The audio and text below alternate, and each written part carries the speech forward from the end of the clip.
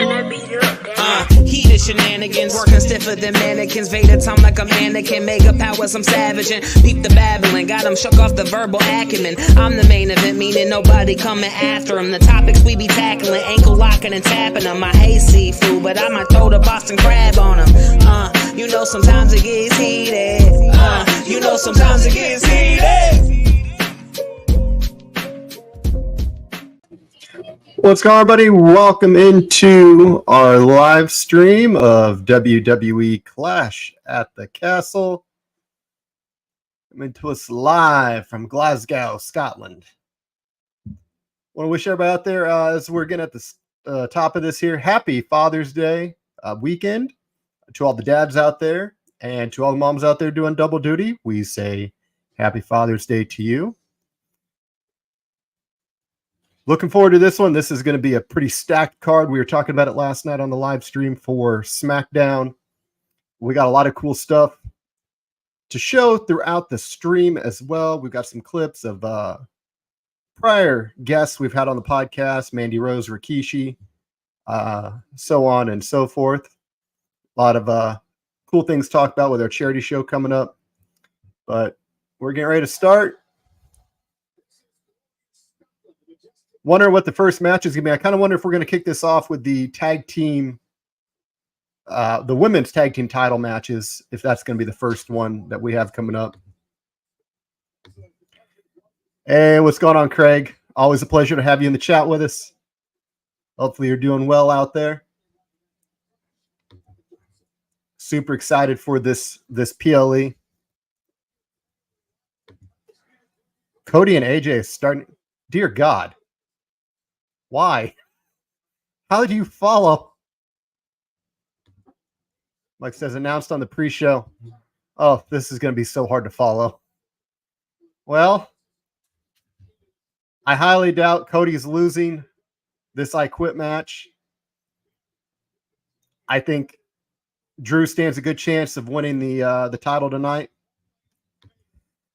Bisexual Undertaker for the win. I hope not. I'm hoping Drew becomes the world champion longer than 5 minutes today. That's my Drew winning at home, baby. Mike knows where it's at. Guys, again, in the chat, please make sure to hit that like button. Huge. Really appreciate all the help. Make sure to like, comment, subscribe. We love the interaction. Drop some stuff in the chat here. Punk costs him the match, builds to their match at SummerSlam.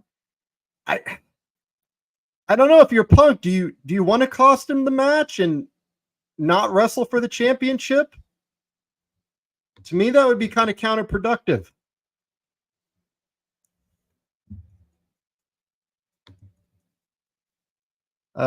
James, Damian holds the title until Finn wins Money in the Bank.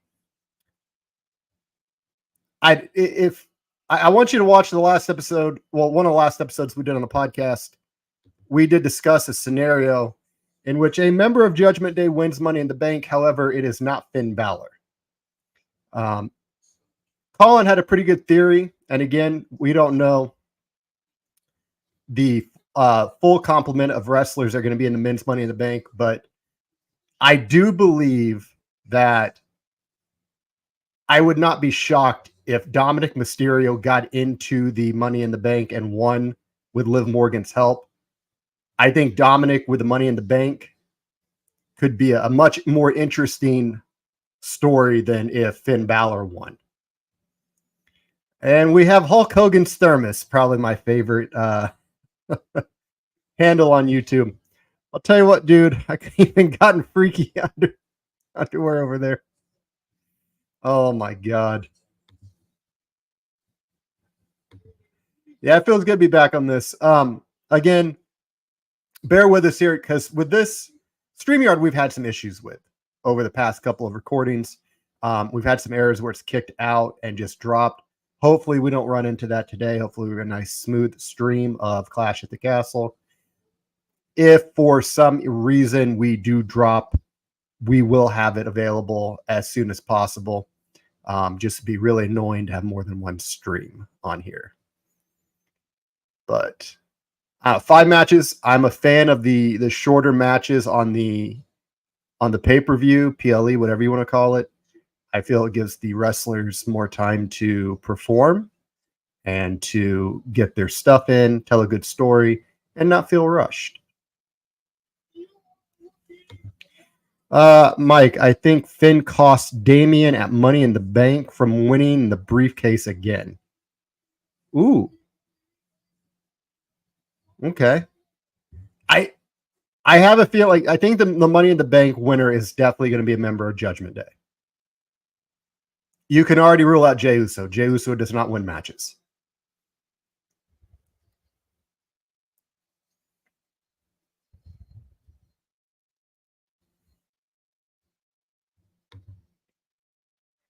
No Castle.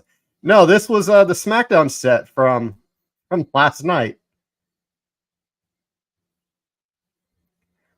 I feel terrible for the rest of this card having to follow this match.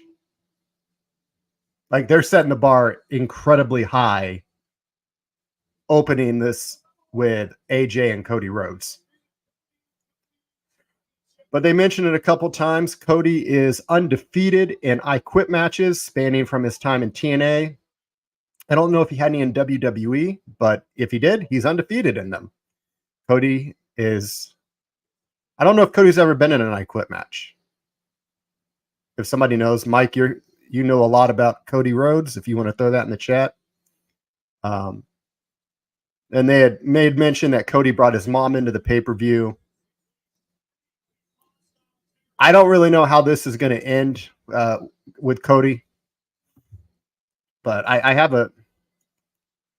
want AJ to win one more before he calls it a career. I just don't know if that one more is coming today. I'll tell you what, dude, AJ should have hit up Jimmy for a good theme song, brother. This sounds like earthquake farts. Oh my.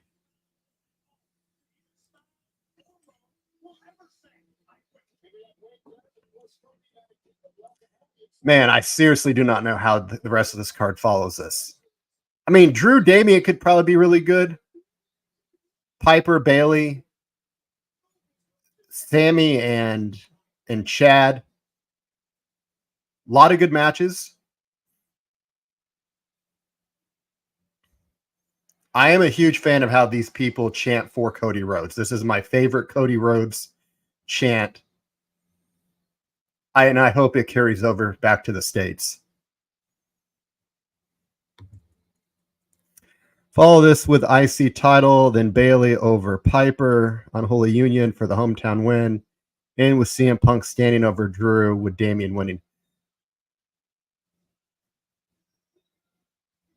This crowd is heavily invested into this show already. I love it.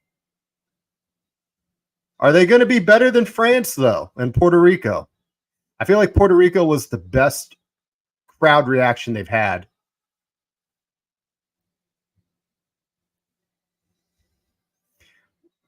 If Punk is to cost Drew, how far or how much longer before we start viewing CM Punk as a heel in this situation?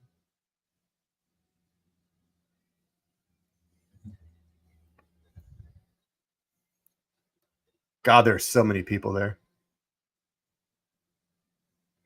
Cody's about to sign for the entire front row.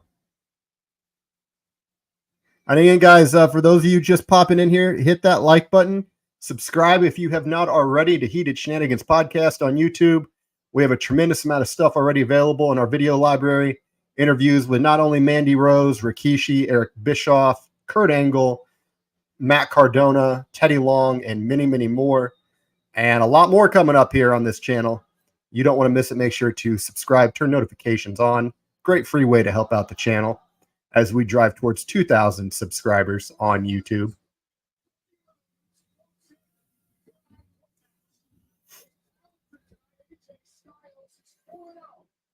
Now, are they going to show Mama Rhodes before we start this?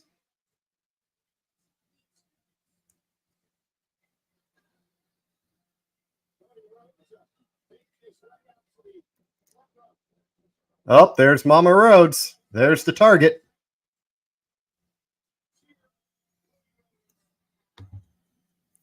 Mike, hell yeah, have Punk come out and ruin the mood for the best gate they've had since Mania. What could go wrong?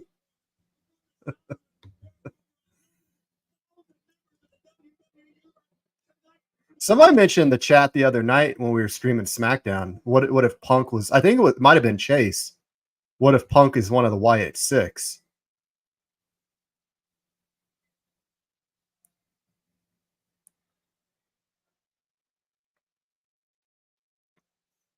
I love the color scheme that AJ has on for those tights.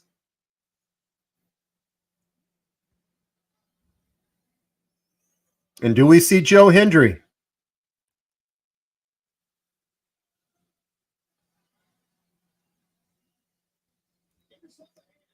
I think between Joe Hendry and Drew McIntyre would be the biggest pops.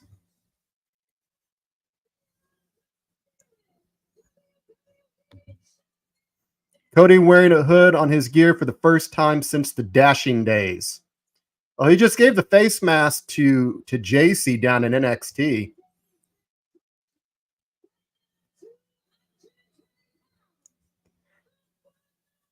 So for sure, Gallows and Anderson get involved. And something's got to be happening with Mama Rhodes.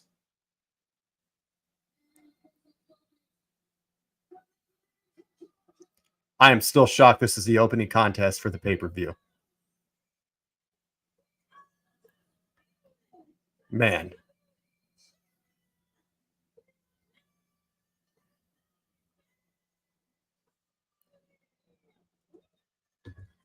Ooh, that's an excellent question, Mike. How long do we think this match goes?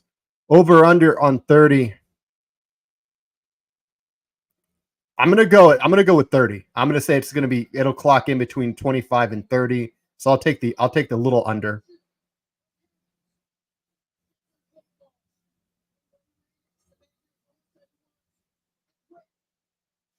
I do love a good I Quit match. This is a great match to have for a baby face and a heel. But normally, like, this is the type of match that ends feuds, so I don't know if this is the end of AJ and Cody's going to move on to other things after facing AJ here. But I have no doubts that this is unquestionably about to steal the show as the opening contest.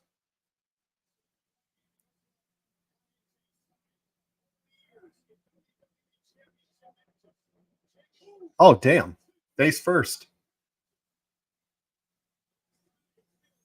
Chad, who do we have winning? Who are you guys taking? Are you going to take AJ becoming the new champion? Or is Cody going to retain? If this wasn't the first match, I would have been really inclined to say AJ Styles. But I think Cody's going to get this. Somehow Cody's going to prevail.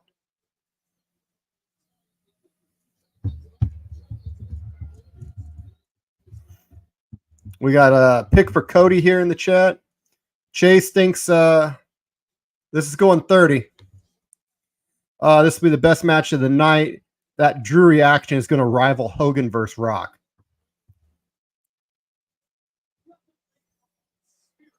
I'm a fan of 2 p.m. pay-per-views. I'm not going to lie. On a Saturday, like, this feels like the sweet spot to hold a pay-per-view. Because even once this gets over with, you still have a good part of your day left.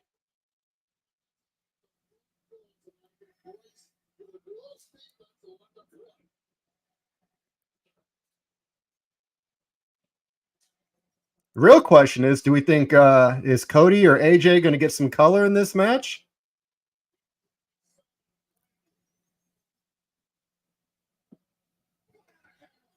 And do we see a cowbell?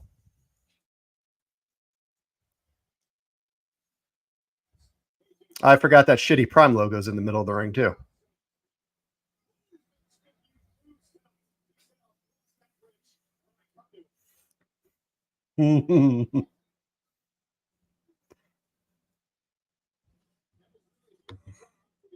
More cowbell.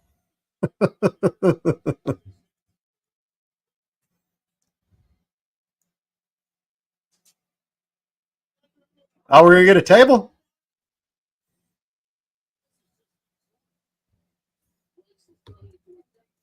Unless it's red and yellow.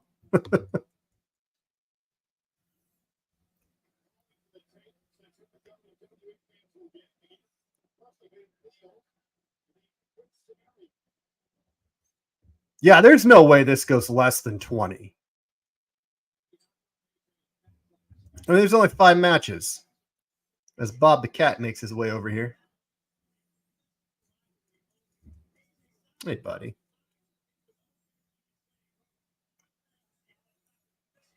Oh, my God.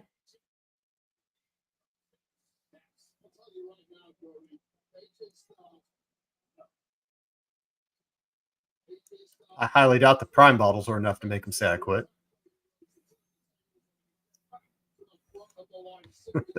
We want Bob. Oh, he's making his way over here. Come over here. There's people that want to say hi to you. Come here. There, Bob. He is purring up a storm.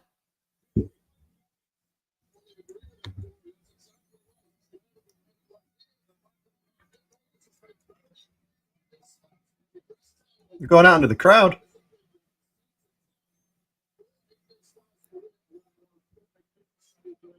Do you think Mama Rhodes could take a Styles Clash? You think she's got one in her?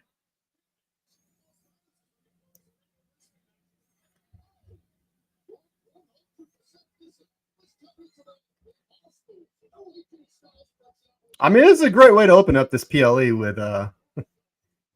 with Styles and Cody. Chase, absolutely not. Are you saying Mama Rhodes don't know how to work? She had a dream in her. Oh, yes, she did. Which led to a nightmare. I think this leads to Mama Rhodes on a forklift match, dude. I love it. Yeah, if they're fighting out there in the back already. Was that Gorilla?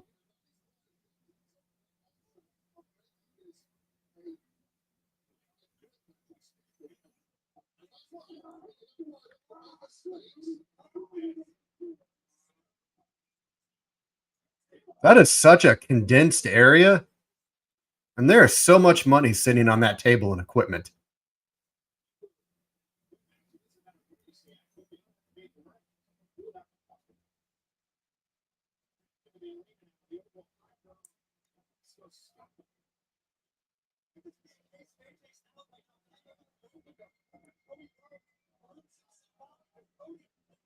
I wonder what they did for ticket sales for this one. I'm sure we'll find out some point during the event. Rumor has it Bruce Pritchard was just scared for his life.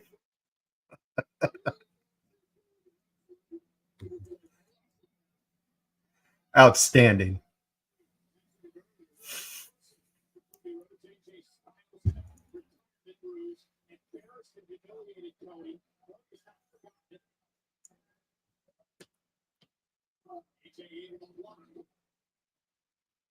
You know, it's weird though. Like as we look at the similarities between Cody Rhodes and John Cena, during John Cena's first title reign, he did have an I Quit match. I believe that was his first pay-per-view title defense against JBL at No Way Out, which was absolutely brutal. That was a really good I Quit match too.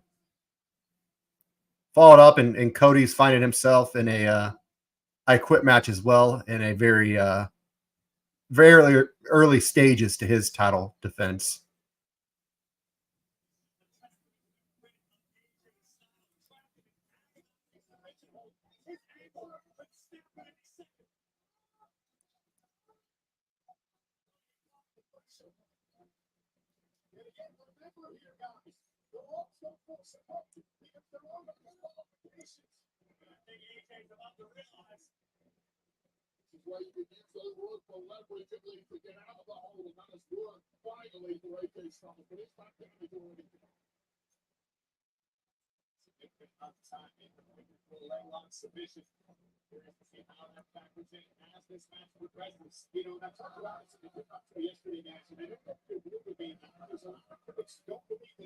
I love that chant for Cody.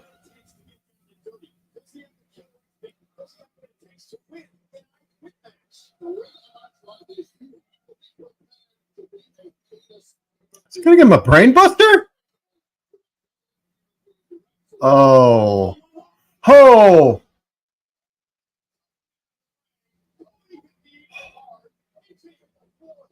God. Those superplexes out of the ring, like those are so horrifying to watch.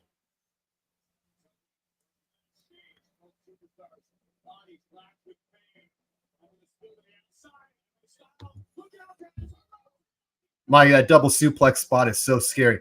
Oh, one of those days, I don't care how good you are in the ring, like that is going to go horribly wrong. Horribly, horribly wrong.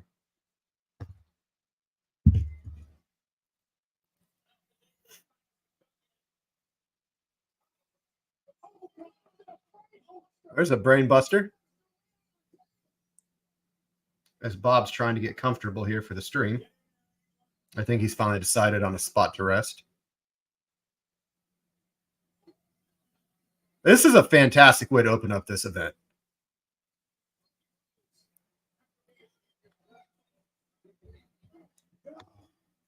Chase Nasty, brain buster. Absolutely.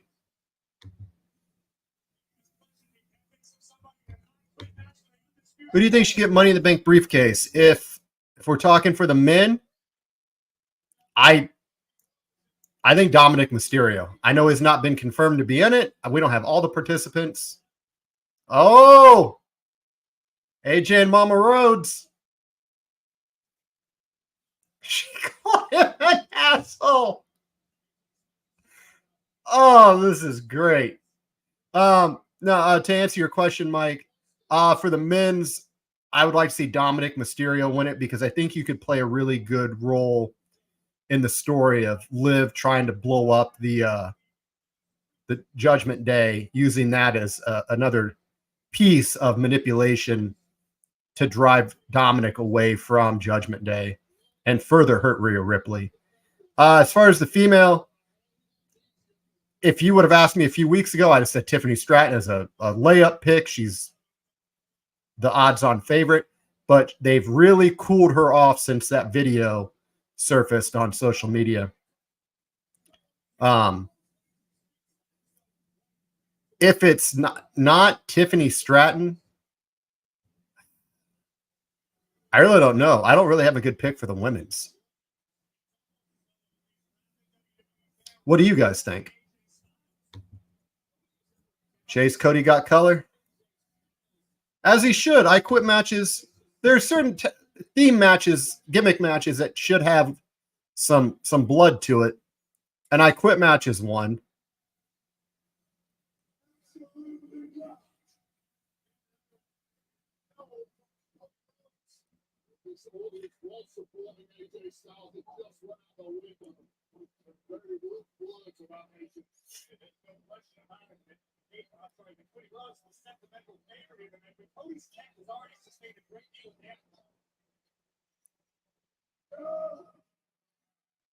Cody's still staying in it.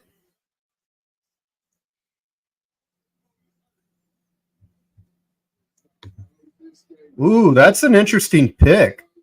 I think Solo should win Money in the Bank for the men's. Damn, that's a good pick.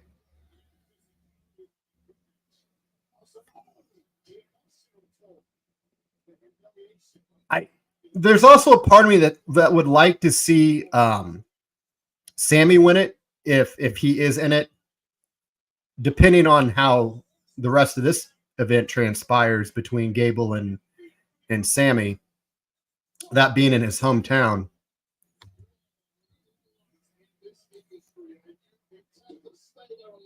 But Solo's a fire pick to win Money in the Bank.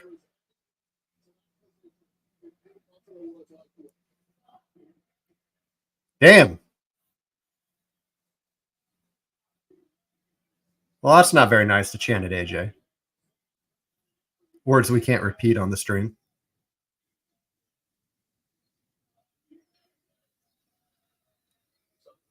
Is he going to go for that Styles Clash?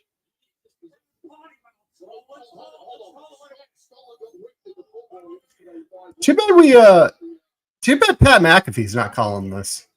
Would have liked to have seen Pat on commentary for this. Oh, big back body drop. Speaking of moves that are horrifying to take.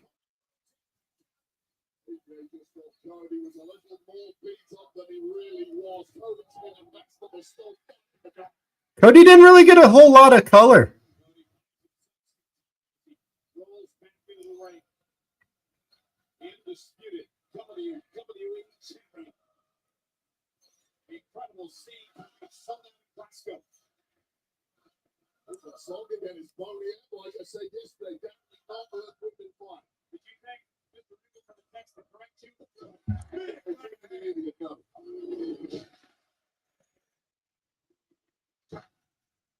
This crowd is solidly behind Cody Rhodes.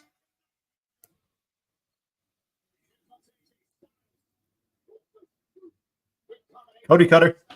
Nope.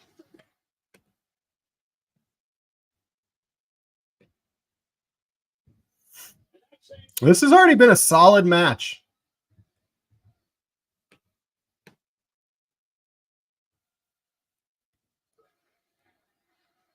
Is he going to go for Crossroads right here?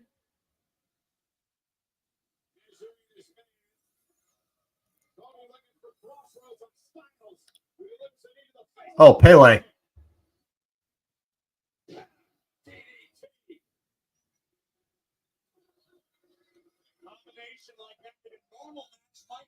But these are I quit rules.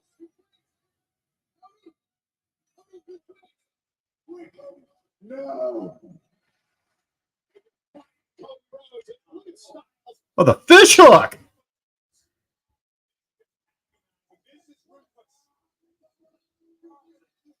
I will say, I do like how they are incorporating a good amount of asking if the opponent gives up, getting the gimmick of the match over.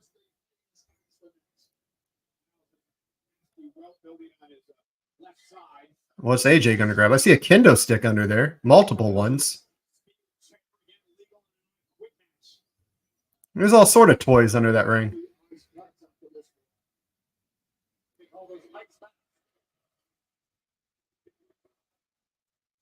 I can't tell what the crowd's chanting.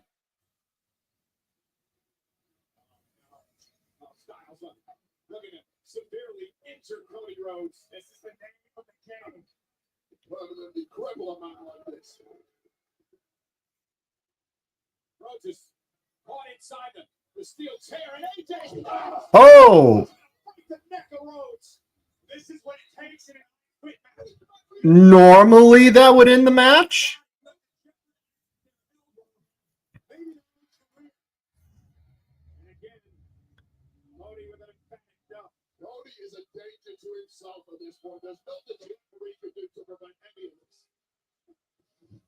Now what's he grabbing? Oh, there's the kendo stick. Yeah, which also I do want to mention. We're going to plug it again throughout the podcast, live stream on the podcast here. We will have a signed kendo stick from all the ECW legends at Every Child Wins available. They're going to sign all that for us. We're going to be selling that for $100 at the show. But that will be signed by Shane Douglas, Francine, Sandman, and Bill Alfonso.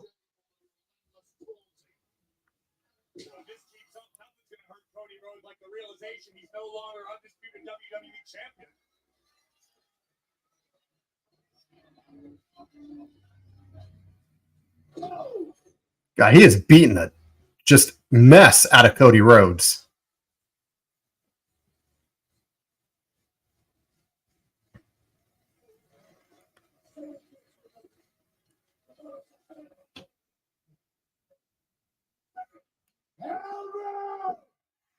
Oh, he's going to hit him again. face of adversity. Another shot of Mama Rhodes. May have been a misfire by AJ. What's Cody to run like his mother's favorite packet? You're right, that boy. The balance is the only one.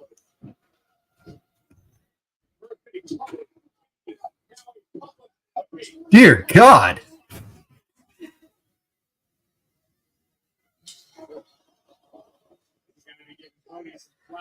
Woo. This is getting brutal.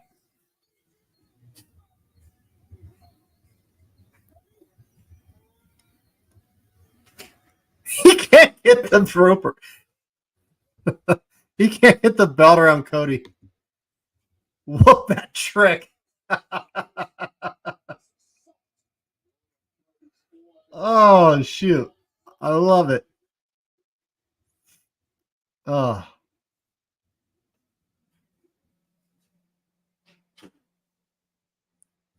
Oh, the STF.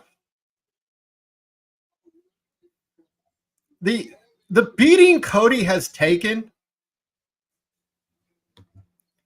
Fun fact, Cody was the first wrestler since the Attitude Era in WWE to have blood on their official merch.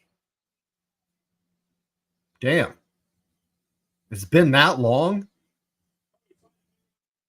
That's what, like... Wow, the math will make me sad.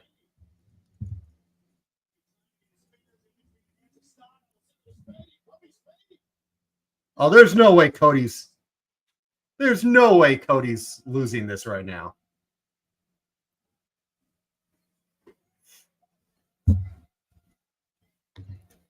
Sean Ross went back with all the research. Oh.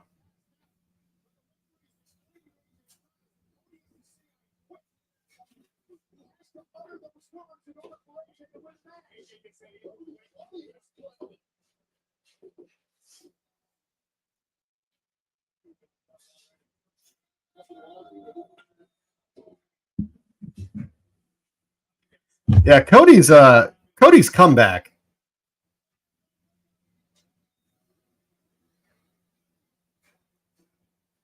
He's going to take all 4 of the big moves and probably like 8 crossroads.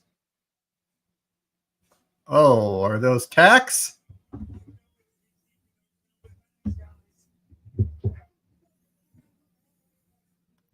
He said it.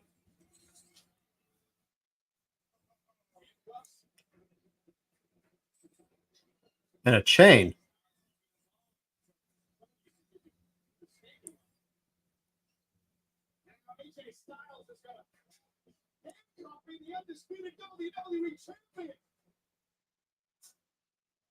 So this might be the spot where we see Mama Rhodes get involved.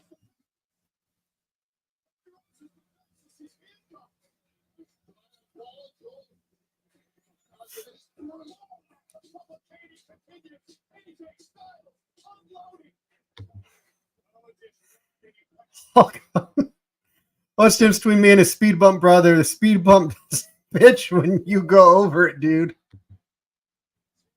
I love it.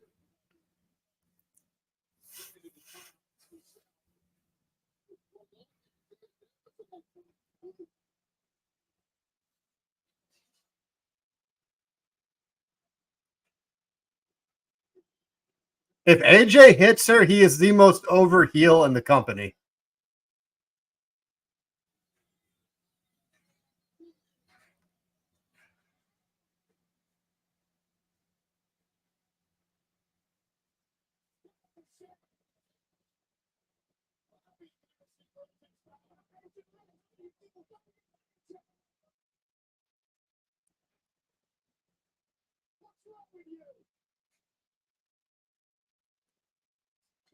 I really hope that's not the only interaction we get.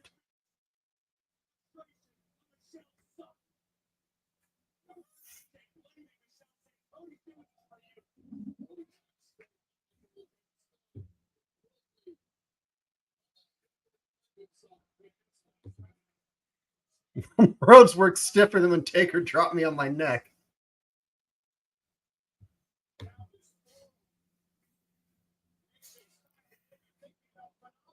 Well, Cody's probably about to bust AJ with that chair. He's setting up. Oh! That was a good spot. That was a good sequence. That was really good.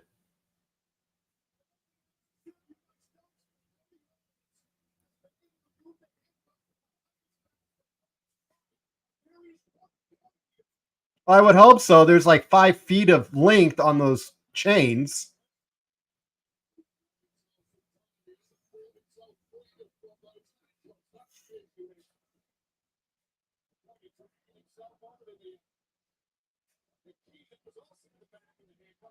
Well, that was stupid, leaving the key that close to Cody.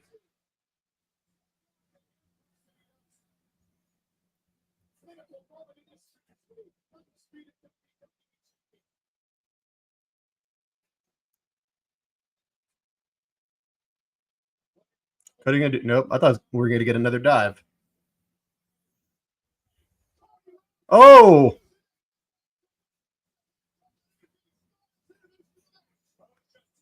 Well, we're definitely, I believe, in the over part of this half hour.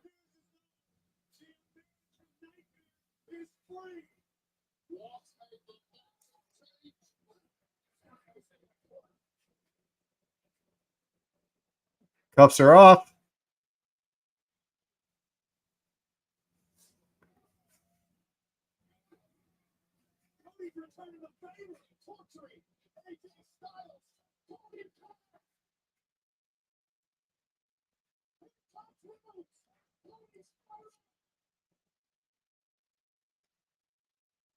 Damn, the crowd. Oh! Here we go, the crossroads.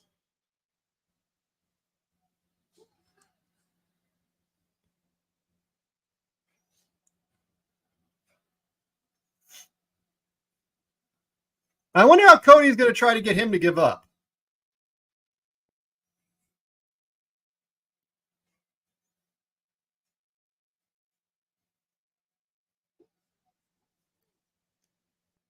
Another crossroads.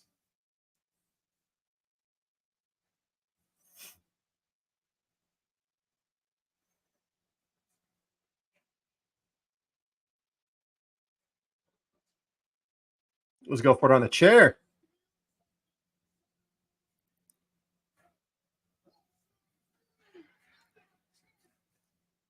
Well, there's the hat trick.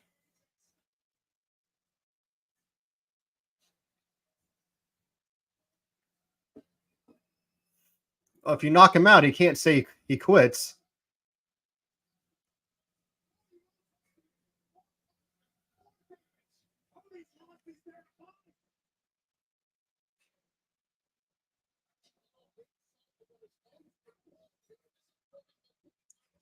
And back to...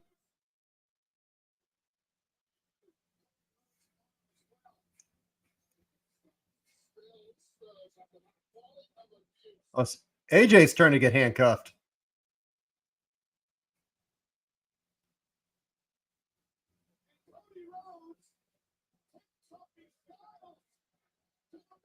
Oh, this is going to end badly for AJ.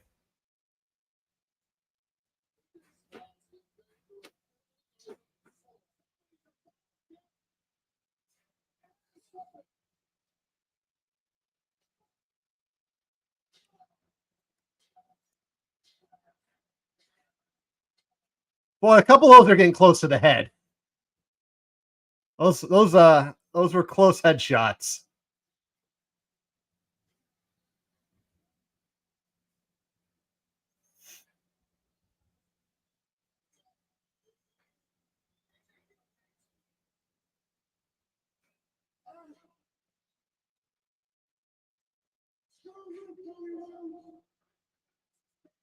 I was like, that would have been very anticlimactic if that was the finish.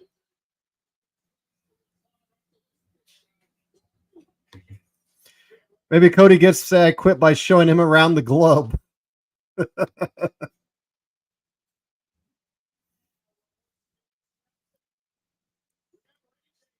Well, I really don't know how AJ gets out of this, so.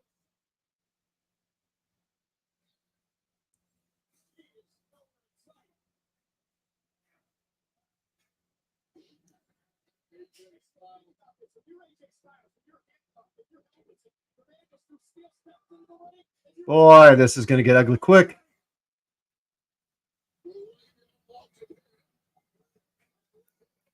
Aw, damn it.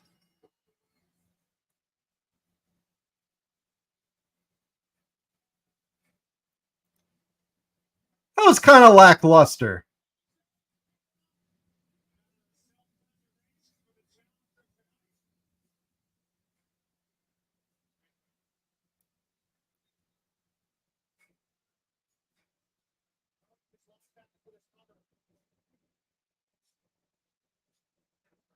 That was a very lackluster finish to that I Quit match.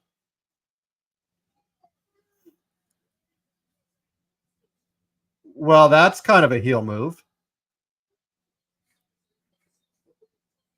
It's not very babyface of Cody to do that to somebody handcuffed.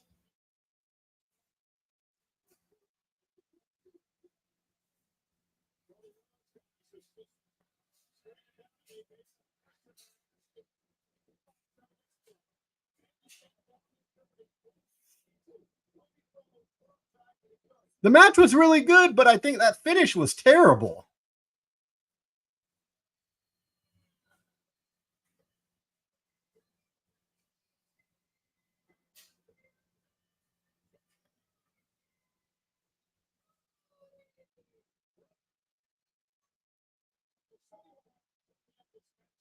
I kind of feel like the spot with the exchange with Styles and Cody's mom would have been a lot better if Cody was watching it take place. It would have meant more from a psychology standpoint to have Cody watch that. But no, overall the match was really good, but that finish was bland.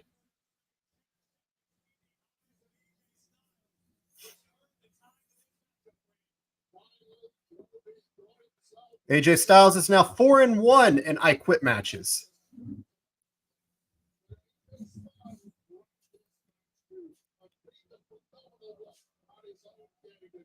I wonder what we get next.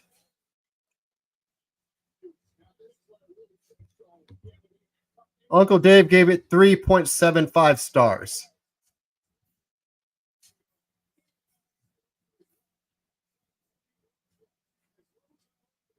That might be around. Felt like a house show finish. I agree. Like this, as brutal as this match was, like that was such a lame finish. And then Cody would like, that's a heel move, dude. Like,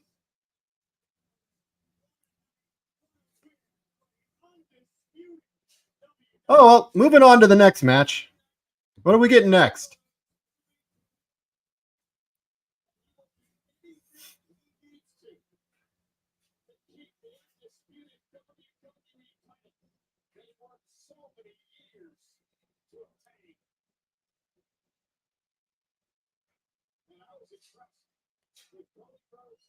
But I do agree with you, Mike. That did feel like a bit of a house show finish. Man, that was kind of a tame ending to an I Quit match.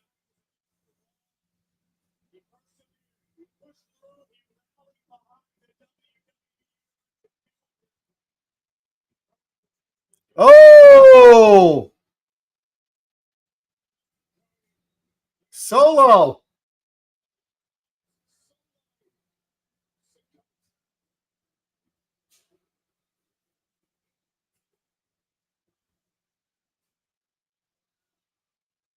Is this the next feud? Are we going back into the bloodline?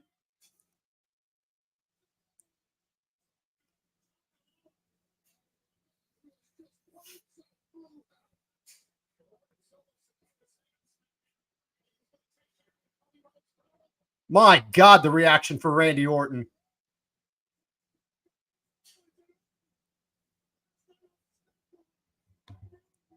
Solo versus Cody at SummerSlam.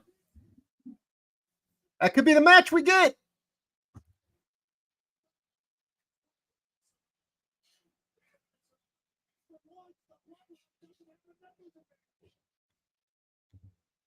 Orton turning on Cody is going to be so good. Mike, how would you do it? When would it happen? I agree with you. It'd be a hell of a turn. Let's book it.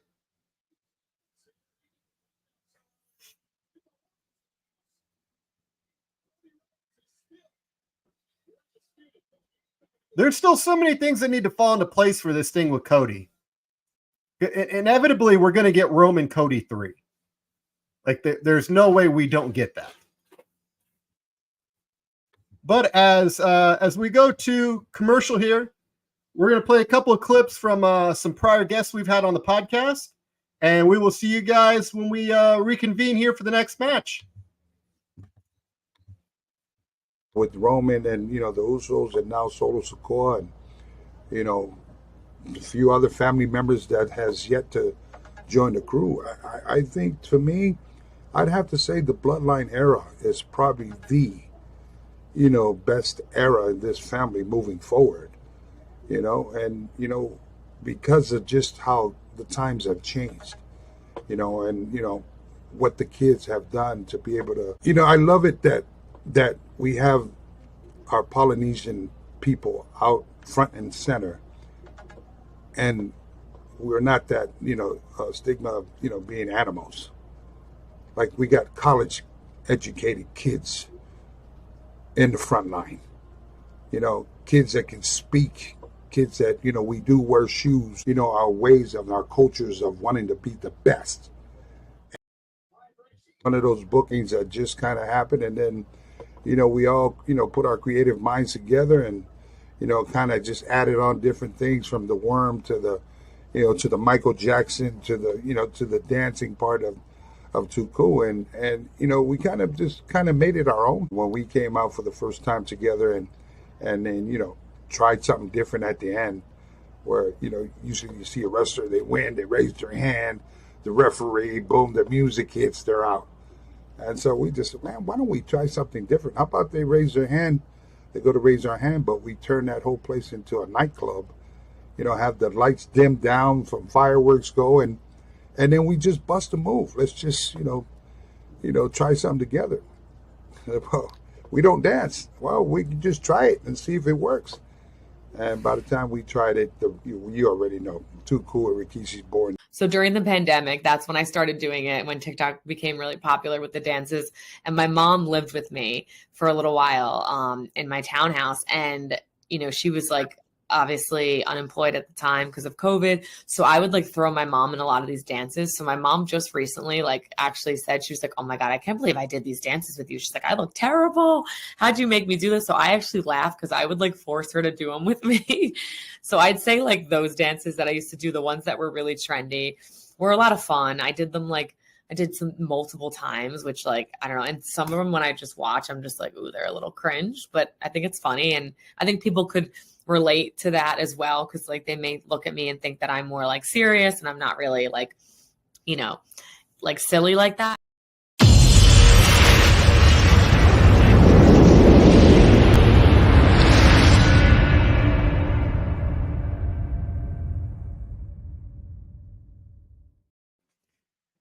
All right, so we're back here. Hopefully getting to the next match here soon. Hopefully you guys enjoyed those clips. Those were all clips from prior guests that we have had on the podcast. Most recently, Mandy Sachs, now that she's no longer employed with WWE, was a guest on the podcast just a few weeks ago, which that episode is available on YouTube right now to be watched, as well as many other interviews that we have. Also want to take a moment to promote coming up really soon, Saturday, June 29th, Lafayette, Indiana, Tippecanoe County Fairgrounds. Heated Shenanigans Podcast proudly presents Every Child Wins, our benefit show for the Muscular Dystrophy Association and Juvenile Diabetes Research Foundation, headlined by 4 of the biggest names ever in ECW history: the franchise Shane Douglas, the hardcore icon The Sandman, the one and only Queen of Extreme Francine, and the one true manager of champions Bill Alfonso, as well as 6 incredible matches booked for this show. Guys, come on out. It's going to be a great time with proceeds going to help these two charities. Bell time is going to be at 6 p.m. Doors open for VIPs at 4 p.m. General admission opens at 5. Guys, make sure to come on out. We have plenty of tickets remaining. You can either get them at pre-sale. If you're interested in doing that, check out our social media page on Facebook. Every Child Wins. The event page has all the information you need to get your tickets for this event. And we've also got a lot of live music performances at this event as well. Barney Mugger Street Band. And of course, we're biased, but I don't care. My favorite is going to be Mike Bradley tearing it up on the mic before the show. And who knows, you might see Mike pop up during the show. But the only way to find out is getting tickets to this event. Yeah. Super excited. It feels like it's just, well, I mean, it's a couple weeks away. It kind of snuck up on us. But we're ready. It's going to be a heck of a night. Looking forward to making an impact for these two charities. So we got some other stuff here. Also, we just recently launched our talent aging booking company, Hat Trick Shenanigans Entertainment, where we can help bring you talent to your next convention, independent wrestling show, in-store signing, meet and greet opportunities, public speaking engagements, and much, much more. And exclusively to everybody out here watching the stream, we're going to reveal the first 3 talents that we are going to be working with for Hat Trick Shenanigans that we can help book for you for your next upcoming event. Our first talent is, of course, you've seen her on the podcast before, the one and only Barbie Blank, formerly known as Kelly Kelly, now available to be booked through Hat Trick Shenanigans Entertainment. In addition to former WWE star Eugene Nick Dinsmore, available as well as one of the most important people to this podcast, a very good friend of mine, the one and only Victoria, also eligible for bookings through Hat Trick Shenanigans Entertainment. Just go ahead and reach out to us. We'll have the email link here soon once we get all that lined up, and we'll be happy to get them booked for your next event. Boy, they are running one hell of a long break in between matches. That first match went about 45-ish. But we're back now. Do we get new tag team champions in this match? What do you guys think? I think the hometown girls are going to get it.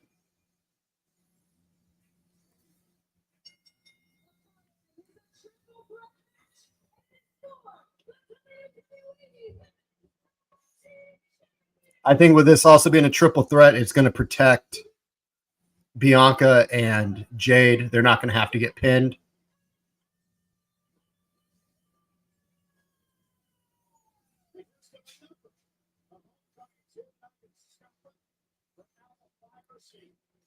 So we'll see how well what the record's going to be at the end of the night for the hometown wrestlers.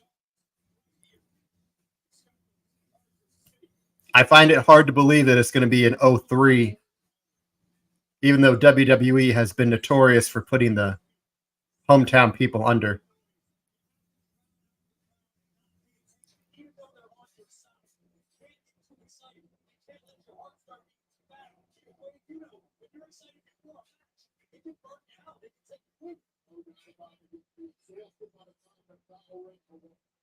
I really hope Shayna and Zoe do not win. That's the only outcome I don't want.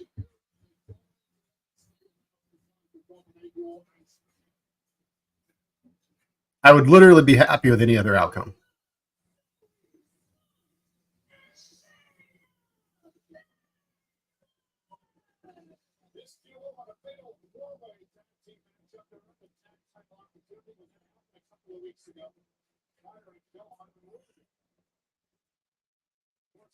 I don't know. What do you guys think in the chat? Who's winning this one?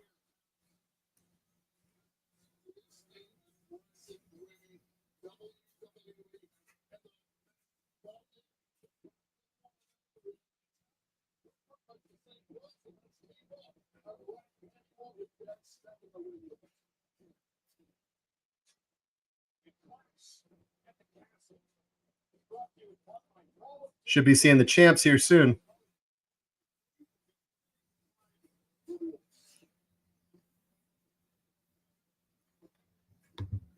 Mike's going with a retain. Starks and Zoe are going to take the pin.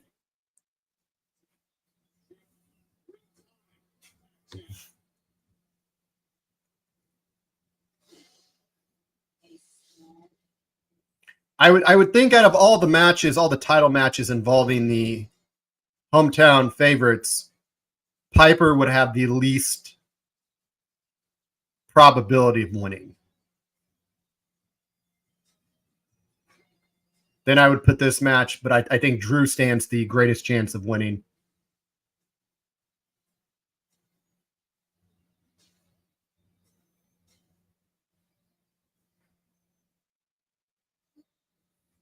Did Jade steal Shayna's eye makeup?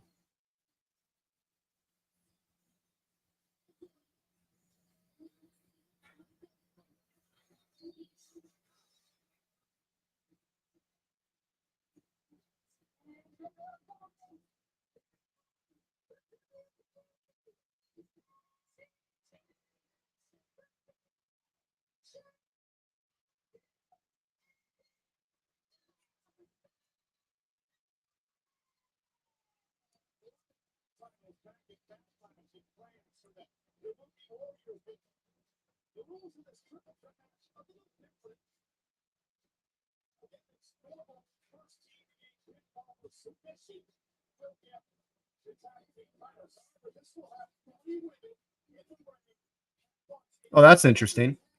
So you're going to have three. A member from each team will be in the ring at once.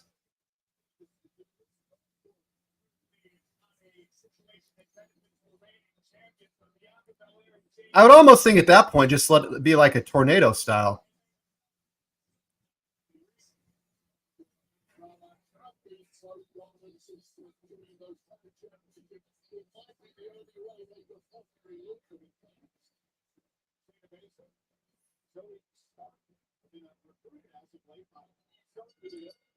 How long are we giving this match? I think about 15 to 20 sounds respectable.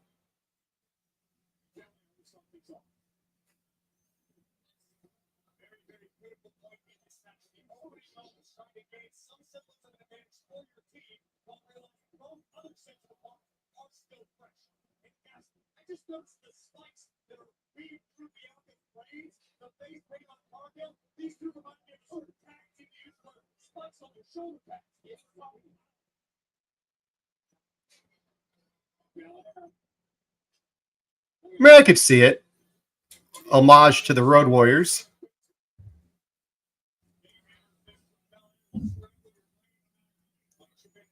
Oh, big backflip.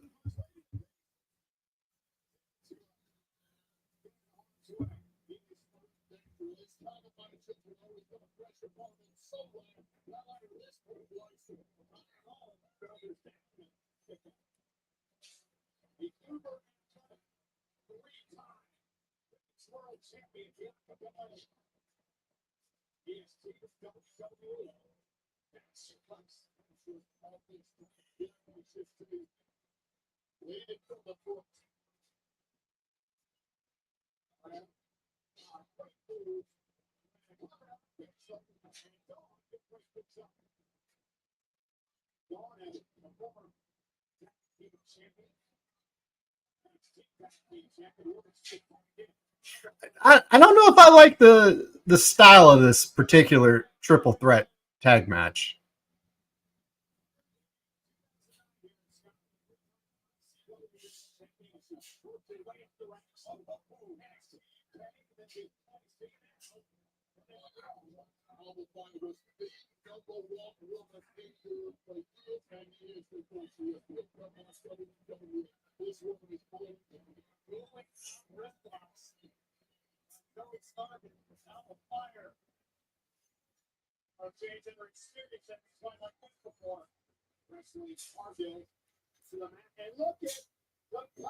It's a really good power spot, though.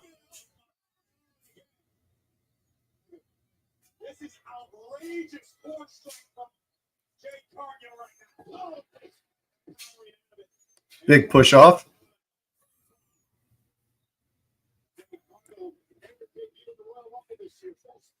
Yeah, I'm still trying to get used to the rules for this match.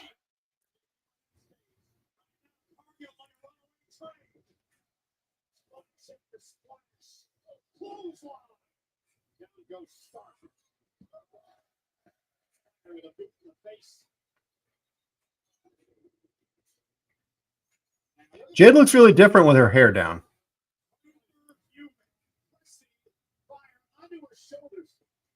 Oh! They kept up?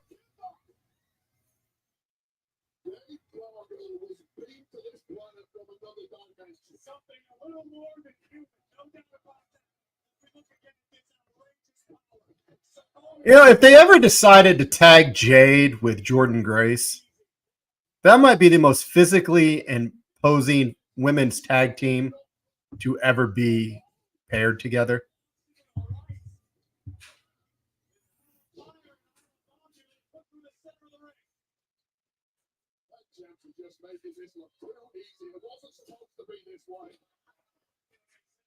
I like the teamwork.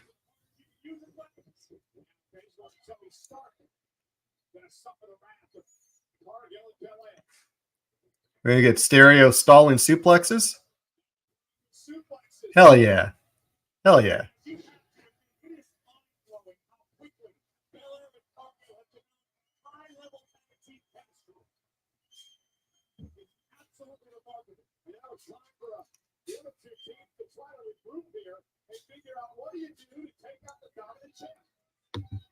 Modern day Doom. That's, the funny thing about that is Teddy Long was also one of the people that helped discover Jade.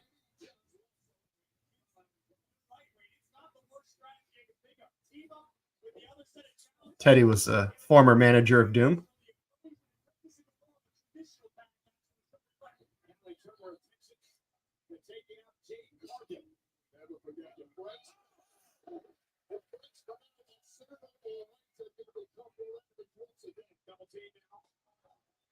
Oh, she took that right on her tailbone.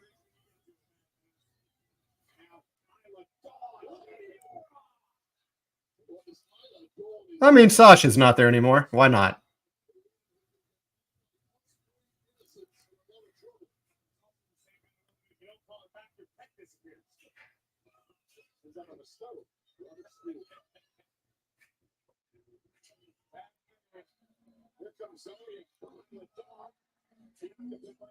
And it's also interesting to think about like the hometown wrestlers for this one. They're all heels.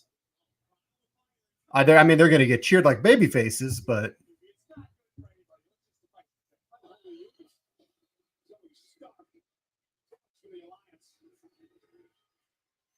please God, not those two.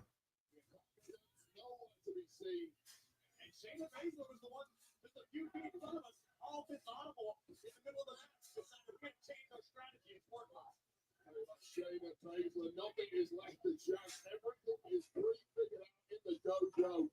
Oh! Okay, how long you spend in the dojo? You don't learn that, dude. We start for the clothesline of Bel Air. They've done such a great job. So the match after this, well, I think Intercontinental title, then Bayley, then Drew.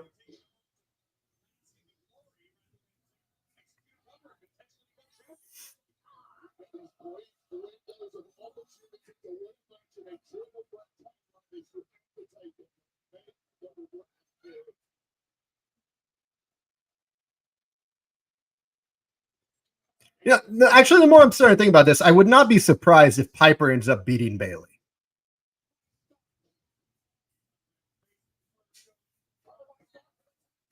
The fact Bayley has been champ this long is honestly surprising.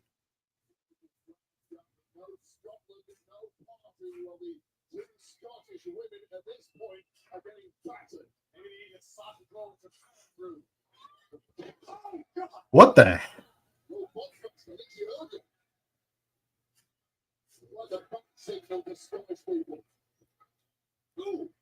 His forearms are flying.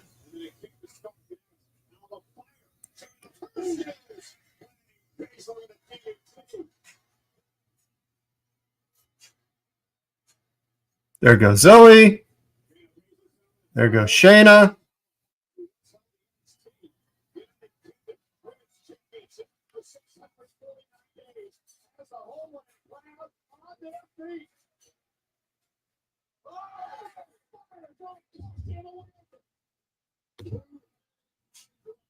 Hey, what's going on? Welcome into the chat.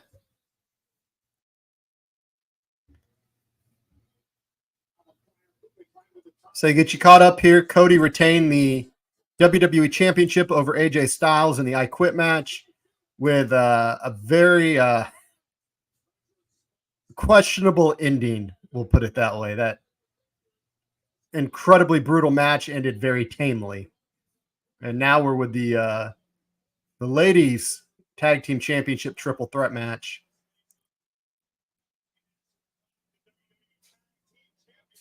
Looking forward to Piper and Bayley, which I want to say is probably going to be the semi-main.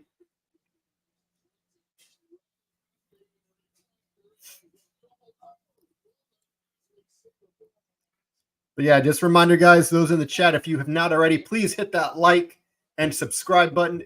If you have not already, drop some comments here in the chat. We love the interaction. Just trying to get comfortable here.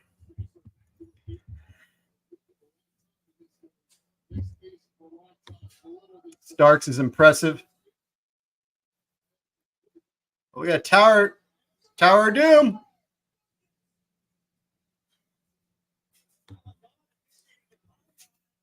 There have been no QR codes yet for Monday. That's a good point, Craig. I had forgotten to mention that earlier in the episode. I would have thought we would have got a QR code at some point. We still got time. Maybe it pops up in the main event. I'd like to think we're going to get at least one, maybe two. We got two last night during SmackDown.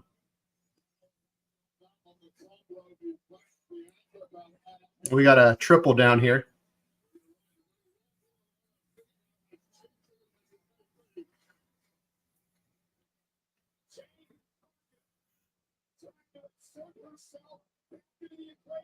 Let's say if you just turn it on, the rules for this triple threat match is, oh, that's not good. One member from each team is eligible at all times.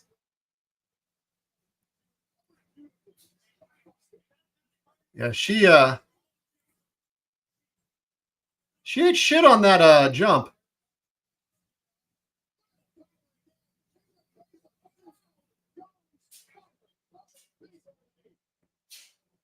This is getting a little too sloppy here. Oh, please no, not Shayna.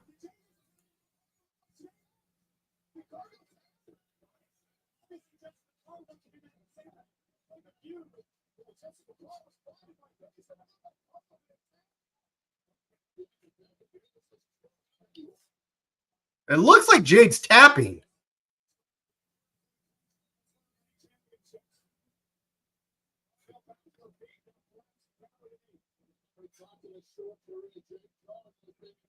She's working her to the ground.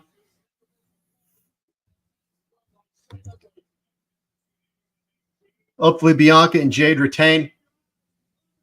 I would be happier with that than oh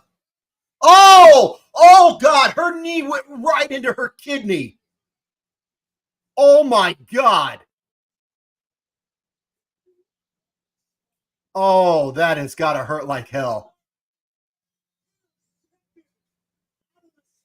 Oh, that was brutal. Holy hell.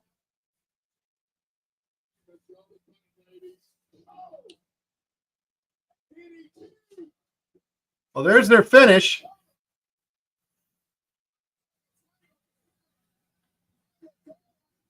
What the? We have new champs. We've got new tag team champions. The home team is 1-0. Wow, indeed. And the crowd has erupted. Man. Wow. Wow, wow, wow. Dawn and Fire are the new women's tag team champions. The hometown girls got the W. Fire and Dawn got the win. Shayna took the pin. We have new women's tag team champions. Team Ringmasters, I was right. Yeah, you called it, man. We have new women's tag team champions. Our first title change at Clash at the Castle. Oh, no. Bad Mike. No. No, this might be. What if it's a clean sweep? What if it's 3-0? What if we're getting Drew, Fire, and Dawn and Piper Niven all champions at the end of this?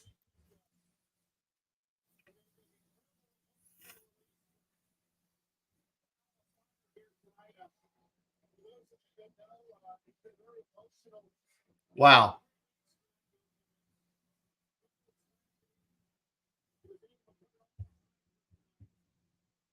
Good on him. Good on him.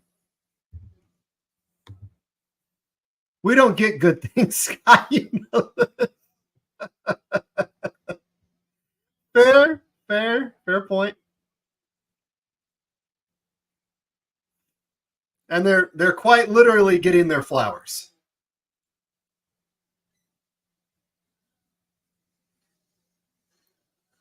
If they're popping like this now, there is going to be riots in the street if Drew wins.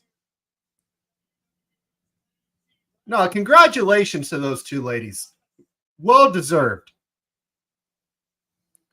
I honestly had doubts that they would get the win, even though it was in their homeland. But, man, pleasantly surprised by that outcome.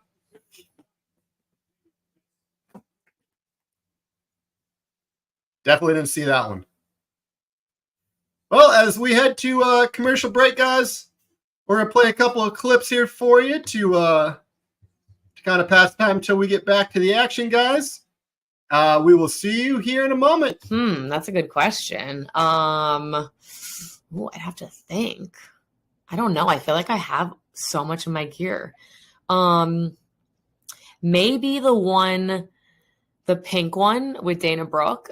I think I don't know if I have that one, but we were told that right after we wore that like they didn't approve that gear for some reason. I don't know why, but it wasn't really that flashy anyway. But it was just something they just didn't like. So we were like, all right, cool. But like we literally just got it made and we were like, oh, that's a waste of money. With Roman and, the Usos and now Solo Sikoa and, a few other family members that has yet to join the crew.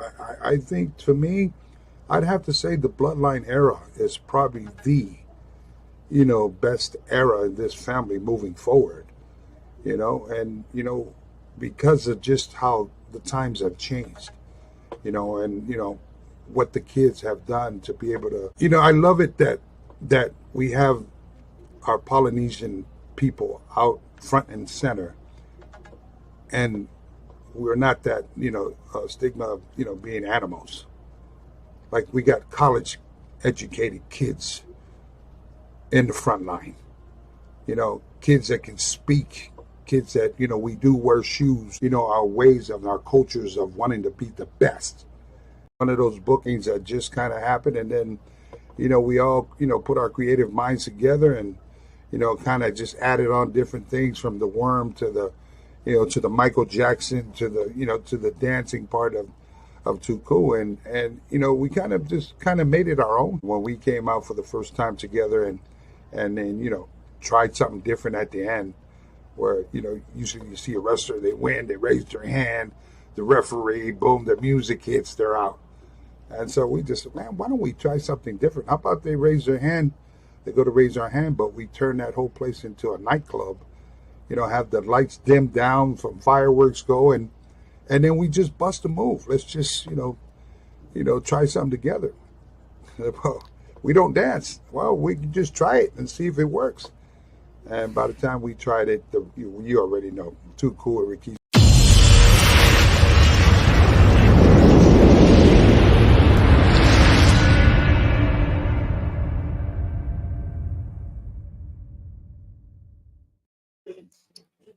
And welcome back, everybody. You caught up here in the comments here. They're promoting your favorite show, Scott. What show was it? What show did they show me?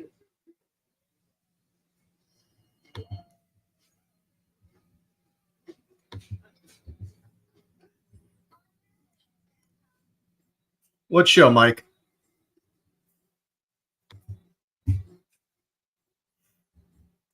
I'm gonna have to get Peacock Plus. That way we can skip the commercials. Because currently we're just getting the we got a beer or no vodka. Yeah, vodka commercial.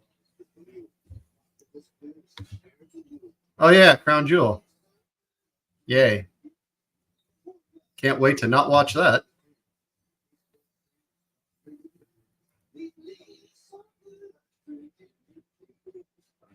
It's like when I was putting in these I put the clips in because I thought 2 minutes would be enough time to cover their commercial break. I didn't realize they're doing 7-minute commercials. So I guess for the next one, I'll have to get a few more different variety of clips to show. But so far, what has everybody thought of Clash at the Castle? Been a fan. Has it been better so far? Better start than the last one? About the same or no?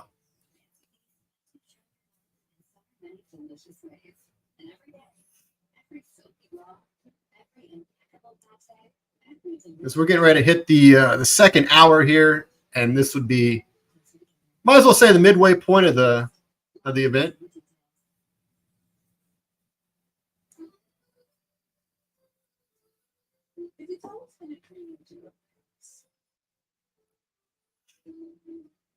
We got Sammy and Chad next. I kind of the prediction for me on this one, I think Chad is going to try to get Alpha Academy to help him win. They're ultimately going to go against those orders and cost Chad the win.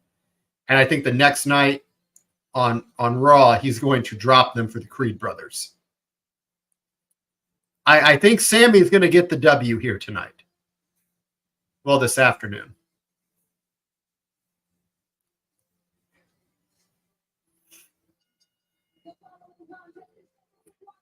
Does not look like Tozawa's coming out.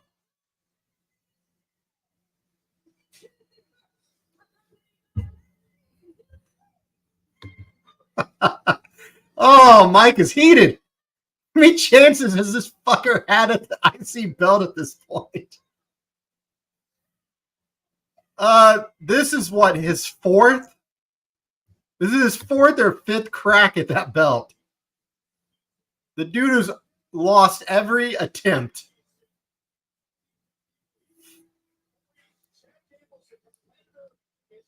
I don't know how Mike's going to react if Chad gets another rematch after this.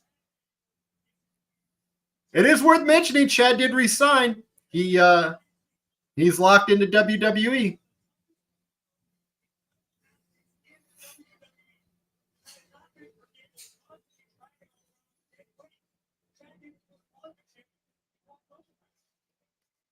I'm wondering if that no Tozawa is going to be an omen here for this match. Is Tozawa going to get involved? Here we go. I do love me some Sami Zayn.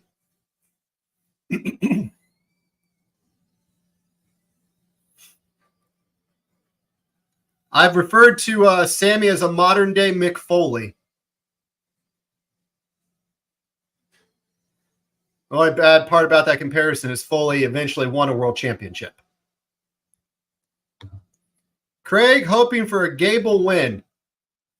I think Mike just wants him to win as well. That way he doesn't get another rematch.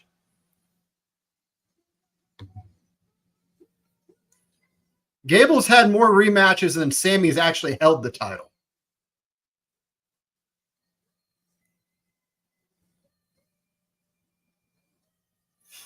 Honestly, I feel this is going to be match of the night.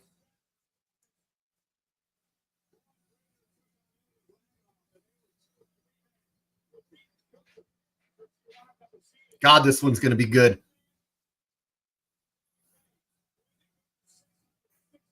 Again, guys, if you have not, hit that like button. Share the stream. Sharing is always caring. Subscribe if you have not already subscribed.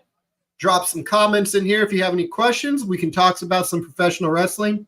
Doesn't have to be WWE. We can talk. Oh, the massacre is coming. Well, we got a QR code for the Wyatt 6.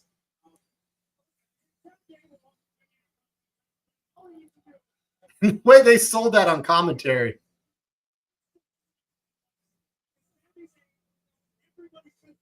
Man.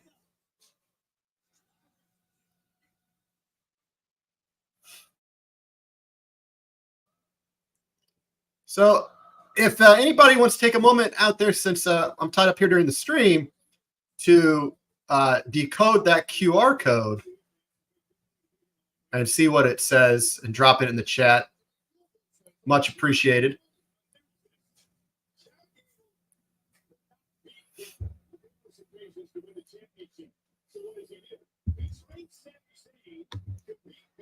Damn, dude, was that a promo for Snuka? No, dude, that was Benoit's Hall of Fame.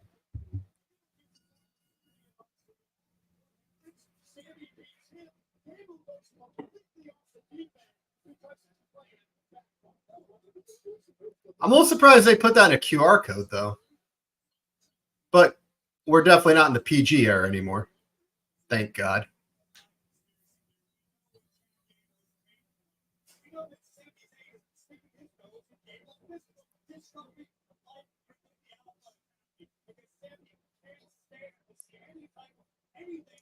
You know, Chad's rocking that red and yellow.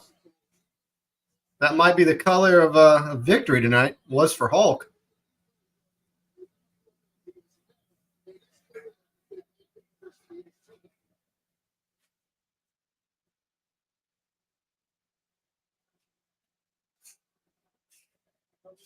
I have subtitles on for this, and I still do not know what the crowd is chanting.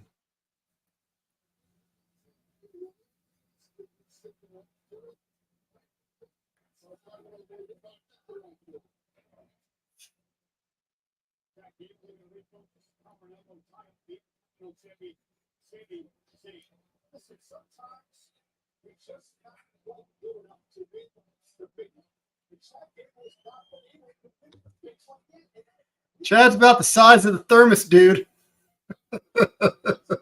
It's a whole human being.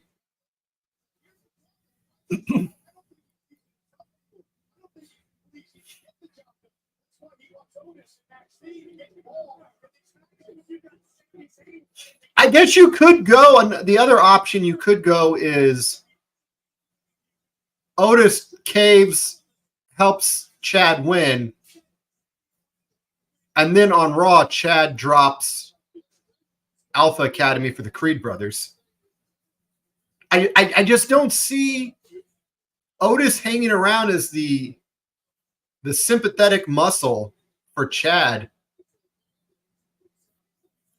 which is crazy because, like, if Otis were to break out on his own, Otis could be really over as a babyface. He was already once before, but there's two guys on that roster that are also heavier stature guys and highly athletic in Bronson Reed and Ivar. So that role on Raw is kind of already more than filled, which I feel bad for Otis because, I mean, he's been there for so long and he's been such a good babyface. I could see an IC run for Otis. Well, I mean, that would mean Chad would have to stop getting rematches for him to get a title shot.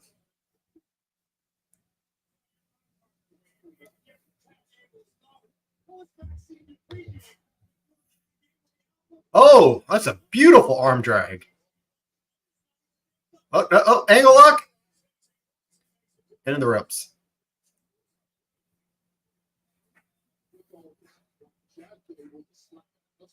Otis as IC champ would be good.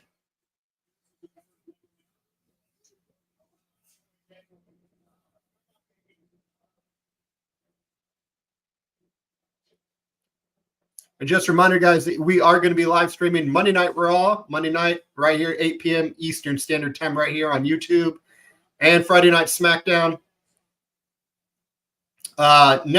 The week of the June 29th show, our charity show, we will not be recording. We will not be live streaming SmackDown on Friday night. There's going to be a lot to get into to get the charity show ready for the following day. So we will not be live streaming June 28th for SmackDown.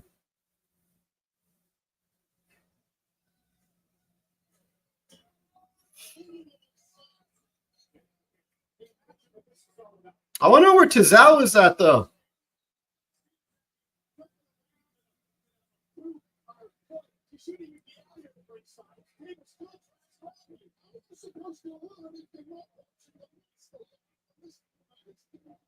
I really wish, though, again, I wish Pat McAfee could be calling this show as well.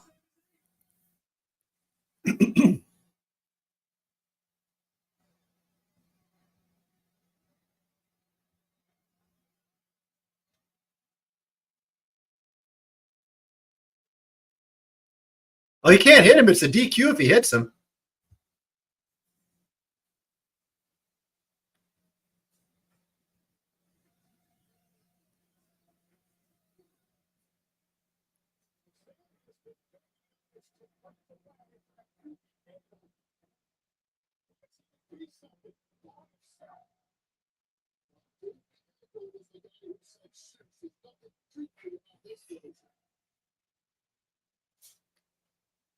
Oh!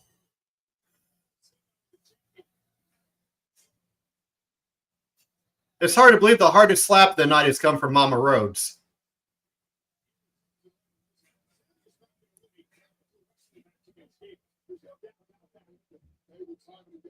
He's got till 5, ref.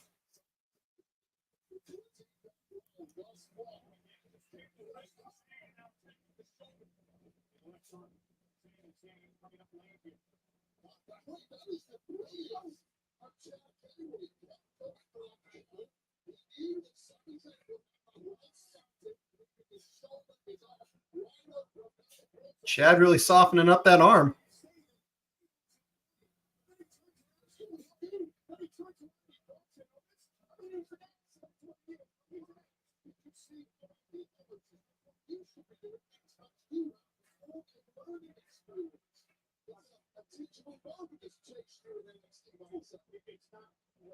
Chad should never throw another chop. They make like no sound.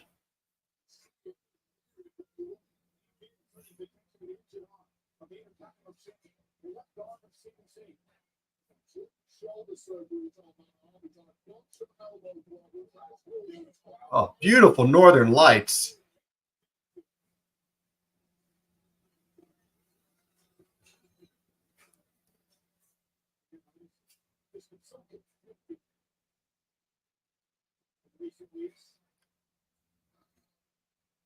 Modified London Dungeon.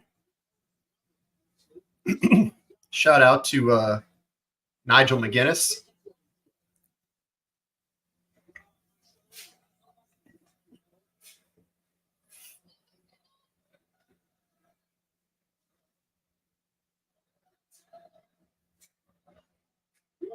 This crowd has been phenomenal for this entire event.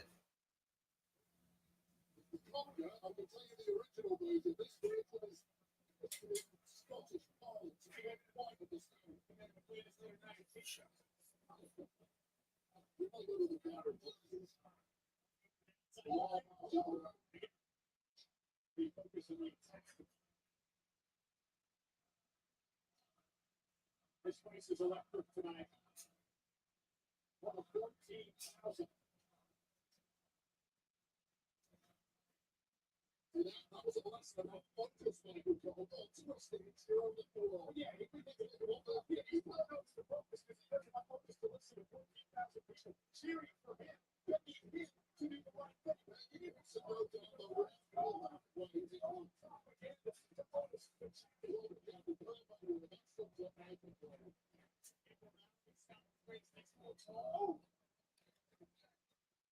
Cable has the most unintimidating chop I have ever seen in my life.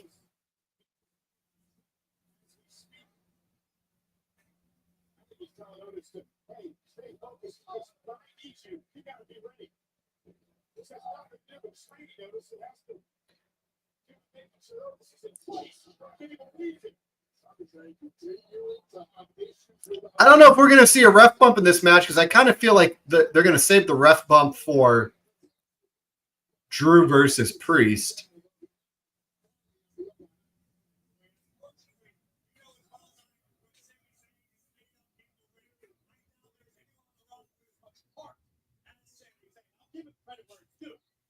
Durability is great, but he's fighting wrong-handed. Jack Gable knows all about this. Sammy's so good at selling.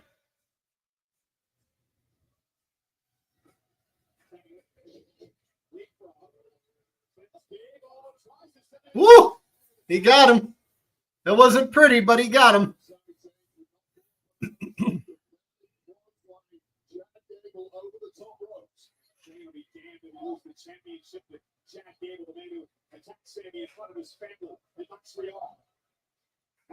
Wow.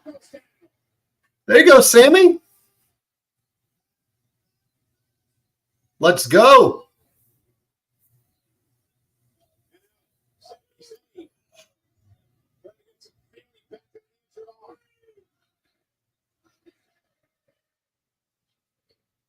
I love the chants.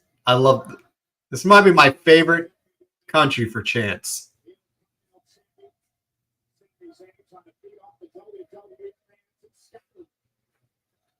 Jack Gable on the ropes and he's stumbling around. Oh, Gable, that's one kick counter for the title. Another example of the classic tactics of Jack Gable stumbling around the brain possum, baiting the champion into a mistake, and now back on the offense is the mentality monster that is Jack Gable. Part of your point is the resilience stuff of Sami Zayn. That's the definition of the word quit. Sami Zayn quite literally wakes up every morning looking for good WWE fans to impress. It's what drives Sami Zayn. He wants to be the greatest of the world. Oh, look at the ball! It's an upward driver. Near fall. Few superstars in the game who have such a synergistic relationship with the WWE Universe as Sami Zayn. Sammy, the selling with the offense. Oh, I appreciate Sami Zayn so much. So many don't sell injuries to this extent during matches. That's something I've always appreciated about Sammy. Oh, Craig is on it. The QR code, same as Friday night with a countdown clock to Monday Night Raw. Question on that countdown, is it a countdown specifically to what would be 8 p.m. for the start of Raw? Or is it like later in the show, it would have been the countdown? Because I'm curious if they're counting down like a certain part of Raw, if it's just they're going to start Raw. I mean, either way, I'm looking forward to Monday night.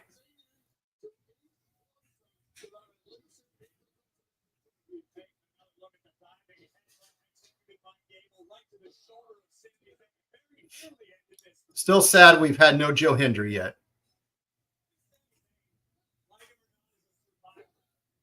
Big German out of Chad Gable, though.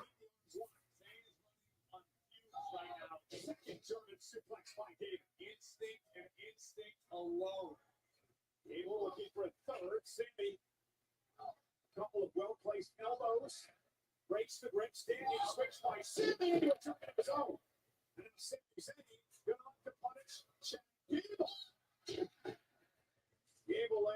It looks like he's bringing Chad on top of him with that German.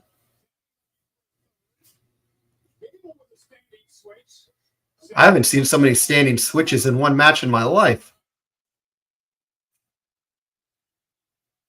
You're gonna be Oh! Oh!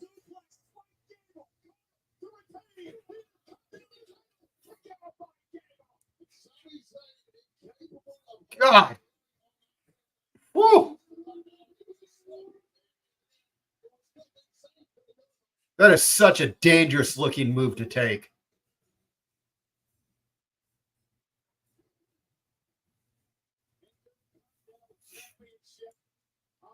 What a suplex.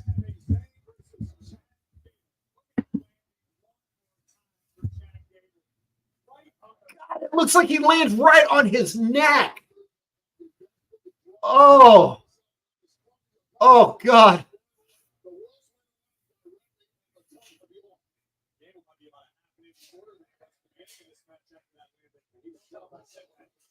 Oh, they're so brutal.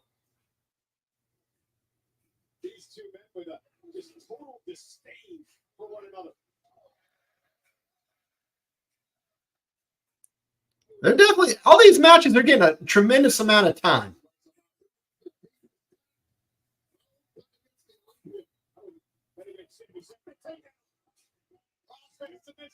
Oh, modified crossface.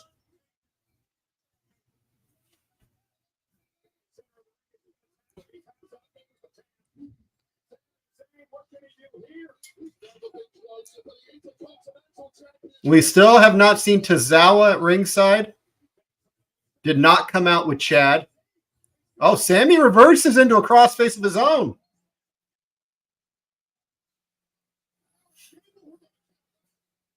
This has been an incredible match.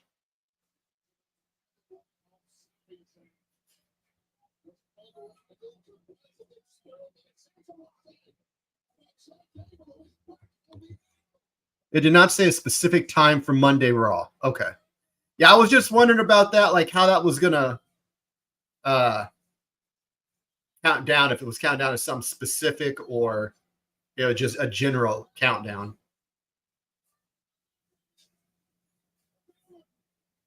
Well, Sammy's in the ankle lock.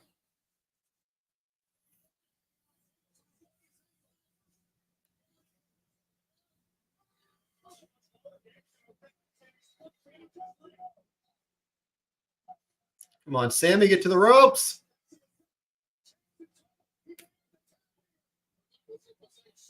There we go.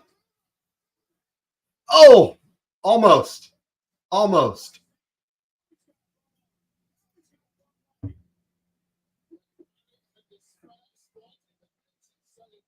Man, what a PLE, what a pay-per-view.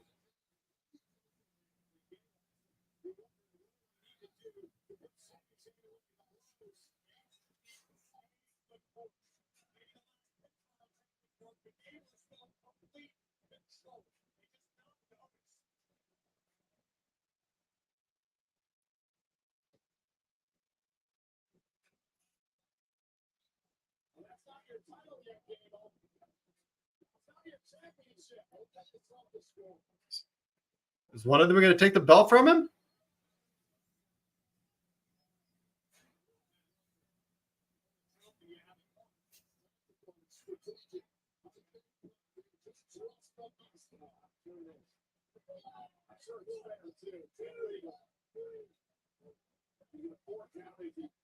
Is she going to do it? Is she going to hit Sammy?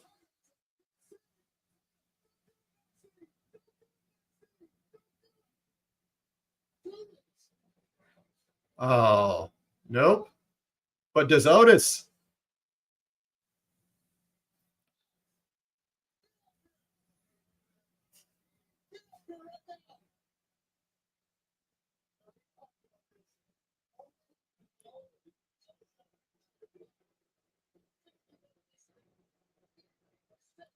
He's looking. Oh, he's going to have her eat a haluva kick. Oh, God. Oh. Whew. Oh, that was close. Chaos Theory. 1, 2. Oh! Almost. Almost.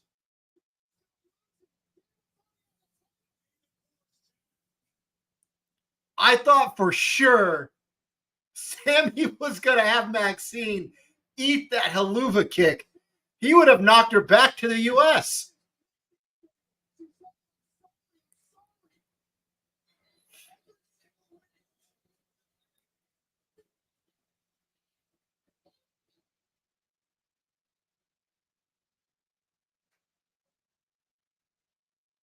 Oh, Otis has seen enough.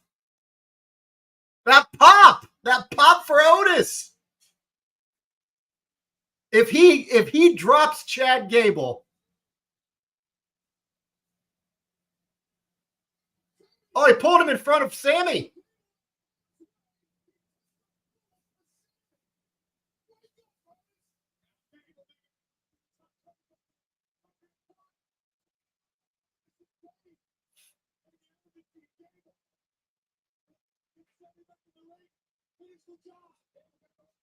Going to go for another moonsault.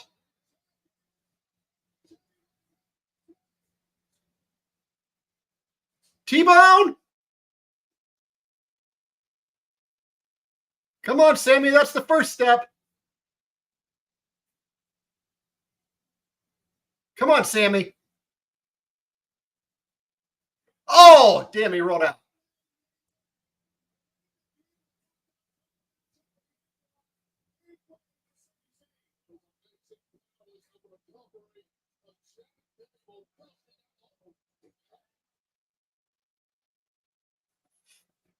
Dang, this has been such a good match.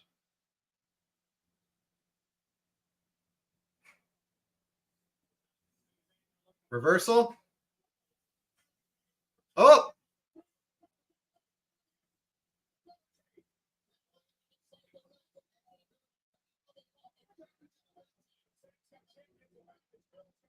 Oh, he's got 10 seconds with this one.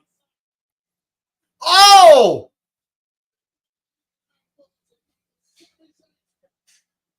And Otis is going to think it went differently.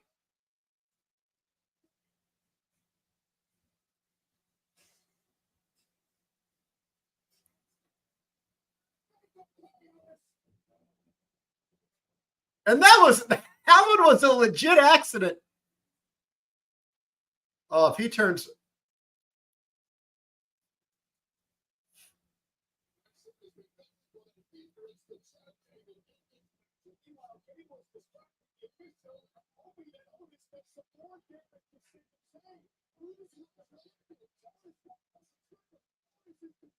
Come on, Otis, don't.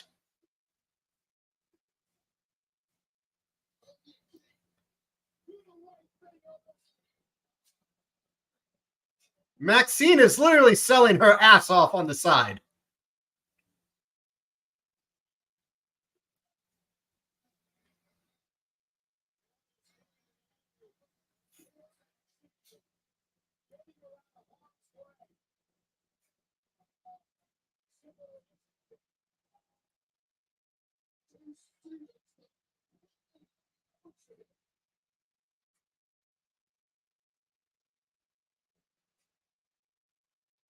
Haluva kick! Is this it? 1, 2, 3. Sammy retains. And still.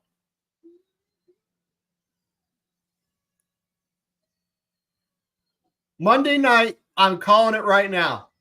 Monday, Creed brothers are taking out Tozawa and Otis. Damn, that was a really good match. A great story. What an incredible match. I don't know if the other two matches are going to come close to this one. This has by far been the best match of the show. It's not even close.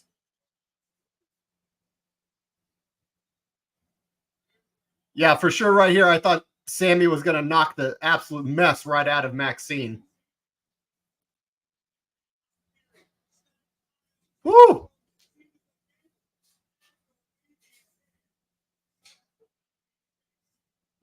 What a match.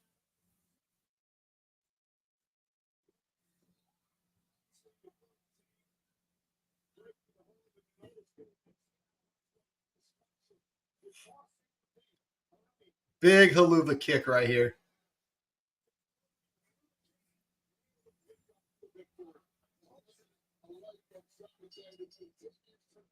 Heck yeah. Chad is so mad. Oh, the look on that man's face. Oh, he is fuming. Oh, he. Woo! He did. He did. It was close.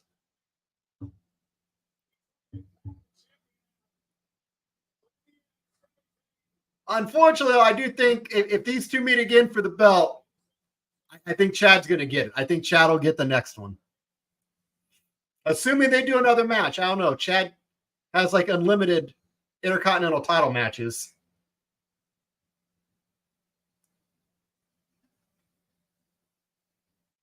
Man, what a match.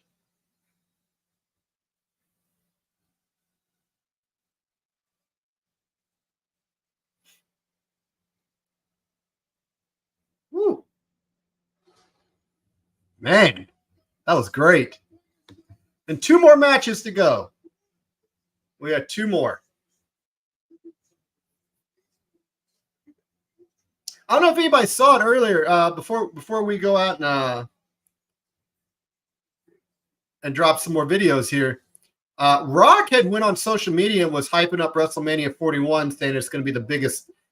They say it each year. It's going to be the biggest WrestleMania and so on and so forth. But I'm interested to find out what this 41 card is going to end up looking like. Presumably, Rock Cody is going to be the main event of WrestleMania. But there's still time. We'll find out. But though, in the meantime, guys, we had talked about it earlier.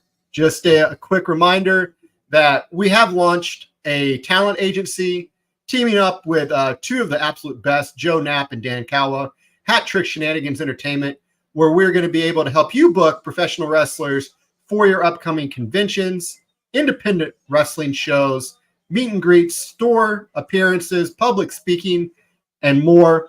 And just a few of the talent that we have available on our roster to help book for you. WWE TNA star, the legendary Lisa Marie Varon, formerly known as Victoria and Tara. Nick Dinsmore, formerly known as Eugene in WWE. And you have seen her on the podcast before, the one and only Barbie Blank, formerly Kelly Kelly. Another one of our clients available for booking opportunities through Hat Trick Shenanigans Entertainment. Facebook page is up and running. Instagram page is up as well. Working on getting X going as they're interviewing the new women's tag team champions. All of Scotland. She says all of Scotland.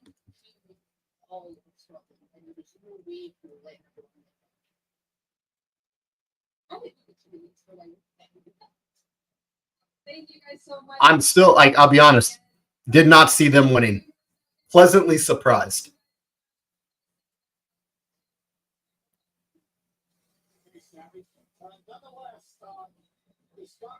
As we're getting ready for the next match here.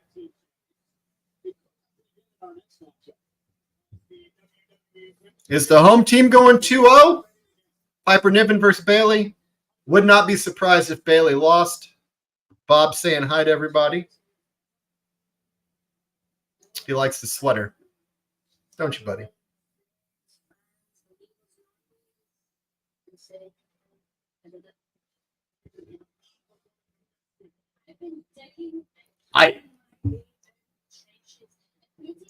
Lay down, Bob.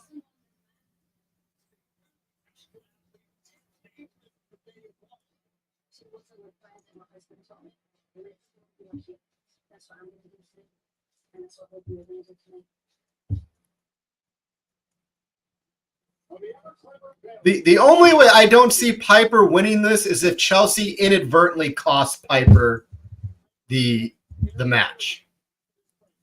That is the only way I don't see Piper winning this match.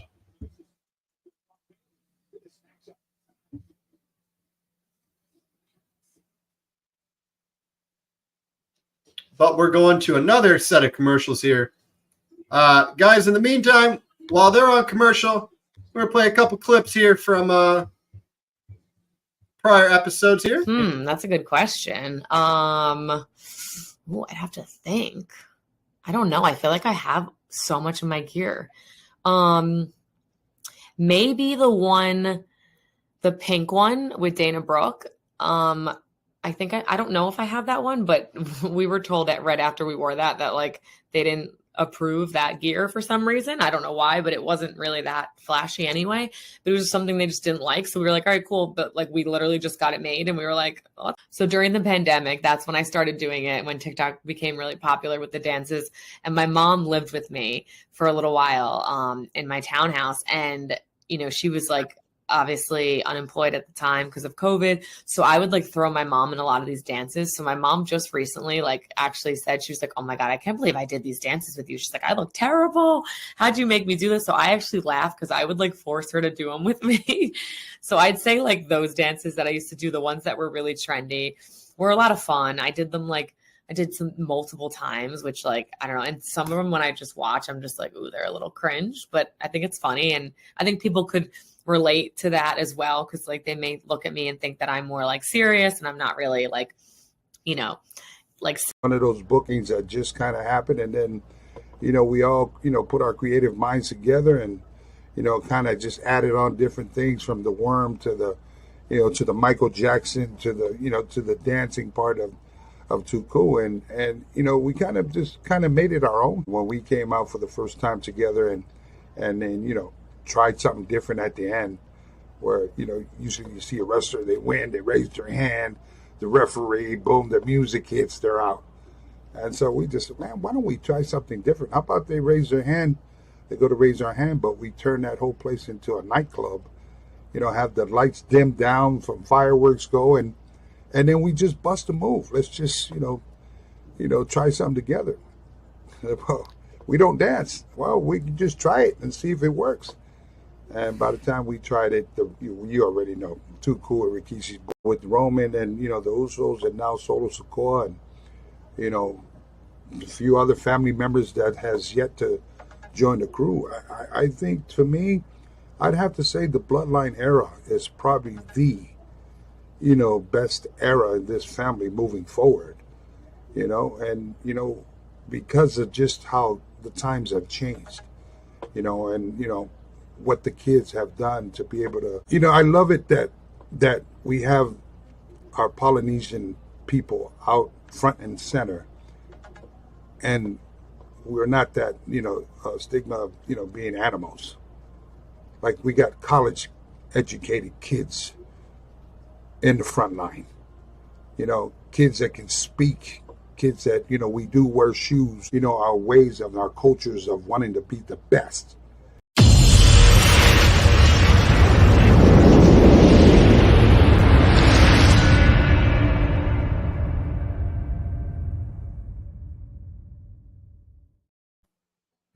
You know, I almost timed that perfectly coming back from break at the same time.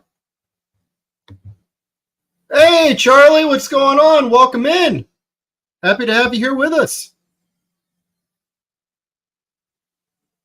What's everybody thought of the pay-per-view so far? Has everybody been a fan? And what's been the favorite match so far of the night? I think it's pretty obvious I was a big fan of that Sammy and Chad Gable match.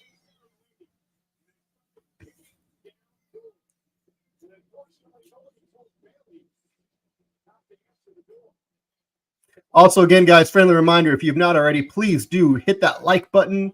Sharing is caring. Share the stream out there. Let's get as many people in here as we can. And guys, also, make sure to subscribe to Heated Shenanigans Podcast if you have not already subscribed. We have so much on this podcast, on this channel to offer. Interviews with Mandy Sachs, formerly known as Mandy Rose, Rikishi, Eric Bischoff, Matt Cardona, Kurt Angle, Chris Van Vliet, and many more have been guests on this podcast. Definitely check out the videos. Just happy to have you guys here with us. And again, happy Father's Day out there to everybody, all the dads, all the moms pulling double duty. Happy Father's Day. In the chat, guys, let us know. Do you have any fun Father's Day plans this weekend? Once we get done with this, I'm going to have my dad over. We're going to be doing a cookout. It's incredibly hot outside, but for me, I love grilling, so I will be out there even if it's 120. Charlie, as long as Drew wins, it's a darn good one. I agree with you, Charlie. It's been a great pay-per-view, PLE. What would make it even better is Drew victorious. There is no money in the bank to cash in if Drew wins. It would be safe. And birthday girl Bailey on her way to the ring.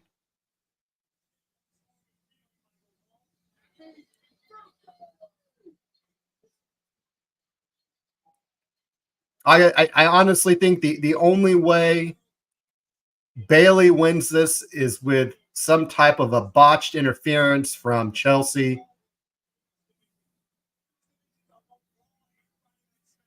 But Sonya's back. So this is the other thing I'm thinking about. With Sonya being back on TV, does Chelsea accidentally cost Piper? Piper beats down Chelsea. Chelsea gets revenge by her and Sonya both teaming up on Piper. Is that what we get? Charlie, I like the idea of Punk being responsible for him winning, so he holds it over him. Ooh. That is a good one. I also think another would be if Punk inadvertently helped Drew win, just so their match could be for the title, which I think we're on a collision course for SummerSlam with it being Drew McIntyre and CM Punk, which SummerSlam's shaping up to be just monumental. Can't wait for SummerSlam.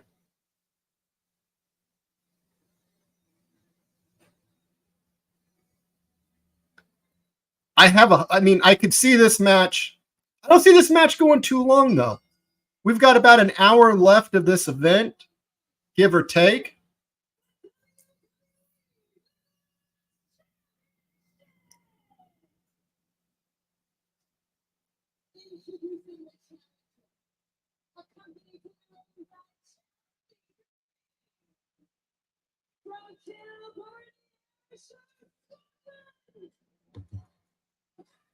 Samantha is GOAT. No arguments here.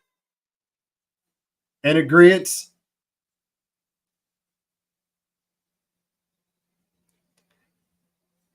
Chelsea rocking that Cardona purple. She's not fooling anybody.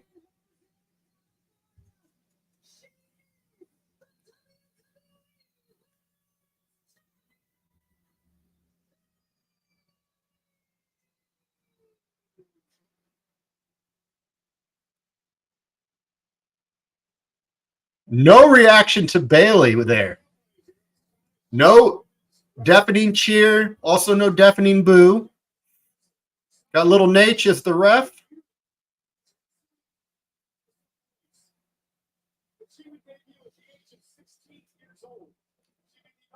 I don't know. I have a feeling about this match. I have a hard time seeing Piper not winning this match.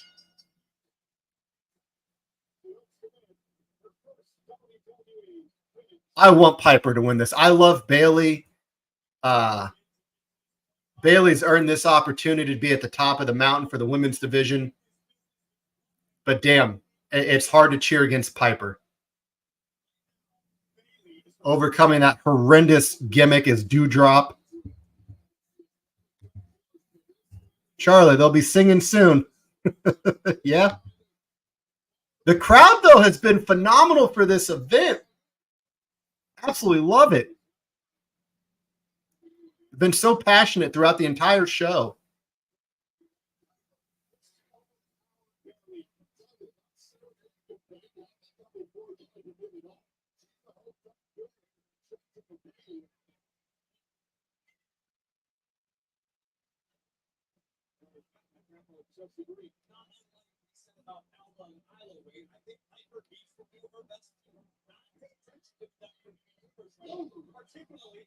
Yeah, Baylor's not going to win a power game against Piper.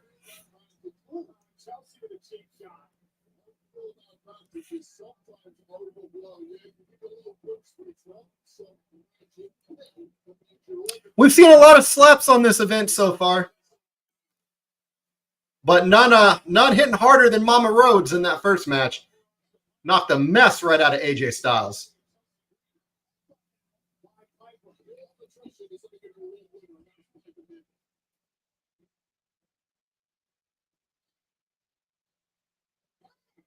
Chelsea kind of looking like a early 2000s Stephanie McMahon. I can't unsee that now.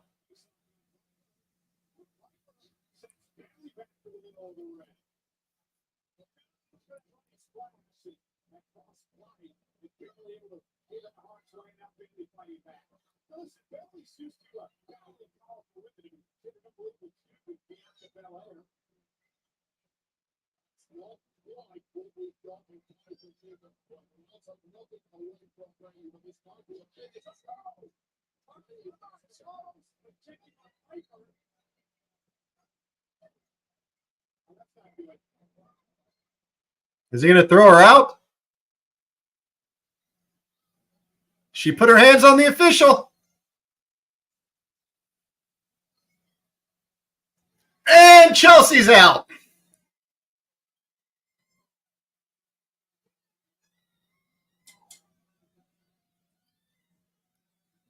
Chelsea gets tossed.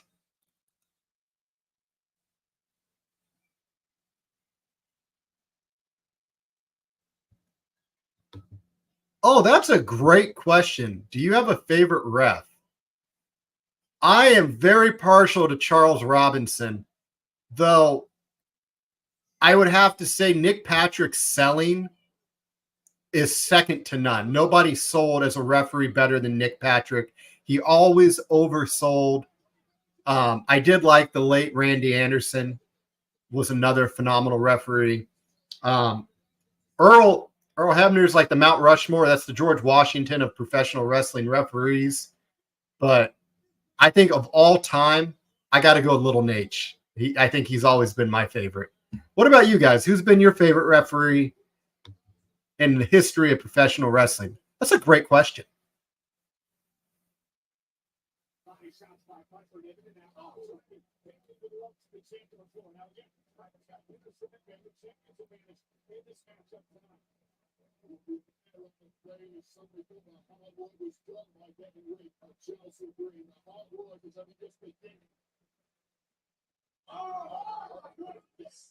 Good night, Bailey. Just barreled through her.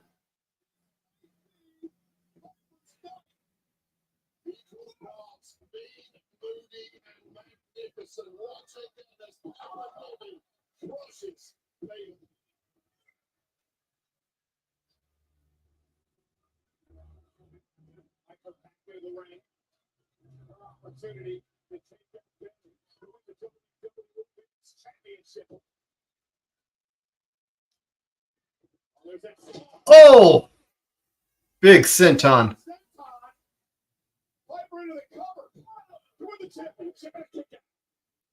On the media rounds this past week in Scotland, Piper Niven did something I've never seen before. She showed her softer side. So far, we've only had one title change hands tonight, and that was the women's tag team titles, which, worth mentioning, did go to the home team.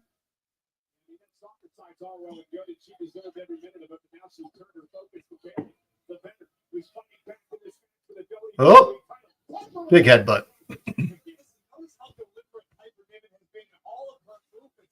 know Bailey wants to pick up the pace. I know Bailey wants to quicken the pace. But Piper Niven has just been dominating the champion for the past several minutes. And Bailey's had no answer. I haven't seen enough of Piper Niven in WWE to truly understand how devastating this woman is. Craig, my favorite refs, Earl Hebner, Nick Patrick, and Mark Curtis. Oh, yeah, I forgot about Mark Curtis. Mark was a dang good ref.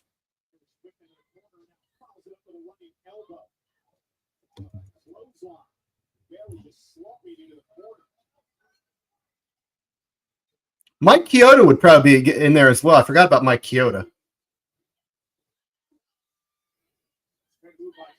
I'd say probably the Mount Rushmore of pro wrestling referees: Earl Hebner, Nick Patrick, Mike Chioda, and Charles Robinson.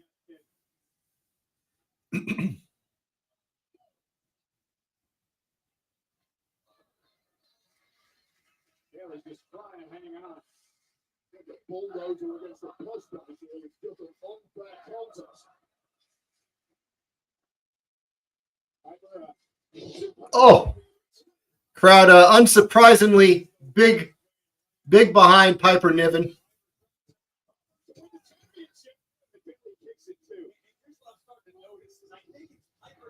So Chelsea got ejected. God, that suplex looked rough.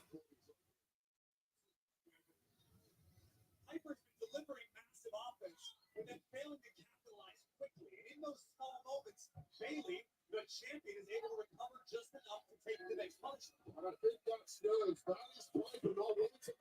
Bailey has just been beaten from pillar to post.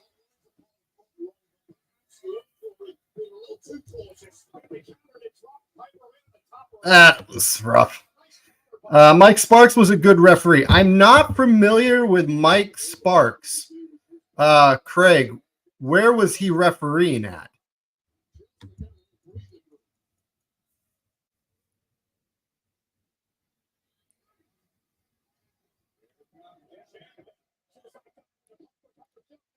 Bailey trying to get some offense going.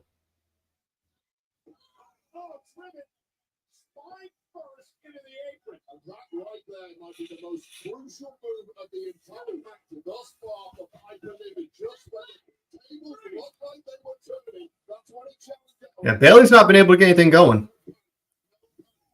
Piper Niven straight back on the attack.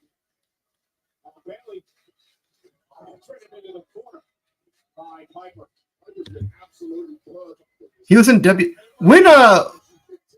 what years? What years was he in WWE? We're talking like the new generation era, Attitude, or possibly before that.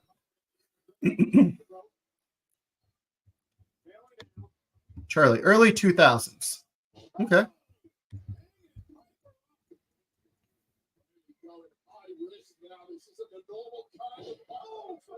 Bailey finally able to string up some offense here.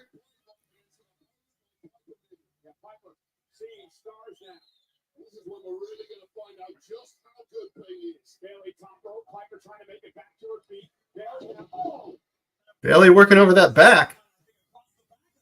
Unique offense from the champion, but you know that's some other invention. Well, yeah, you also notice Bailey realizes it's going to take more than that move to keep Piper down. So she goes back up to the top rope. Now going to deliver the elbow. The Piper Niven cover by Bailey to retain and a kick out of two. The brilliance of Bailey able to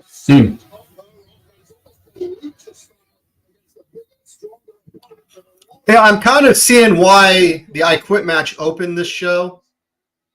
In comparison, I don't think it has been better overall than the other matches on this, except maybe the women's triple threat tag match. That match was a little rough.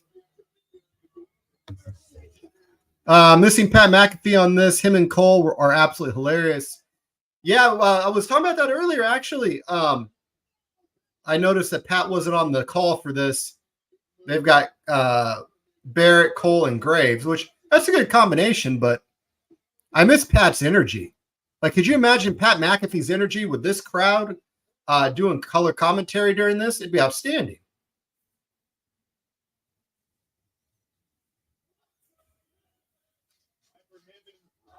We got the Piper chants coming back in.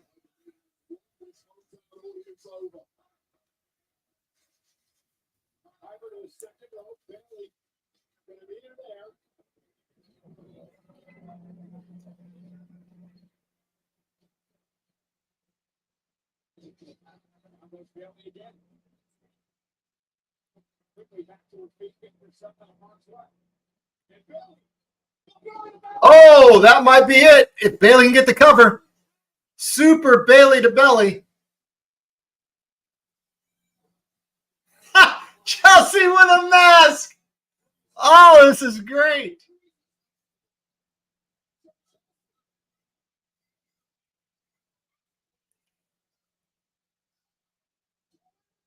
Two. Oh, no. Chelsea paying off there.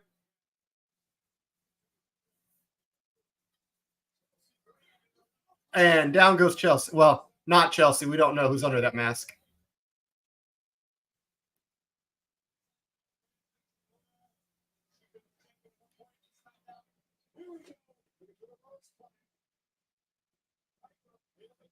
Reversal. There's no way.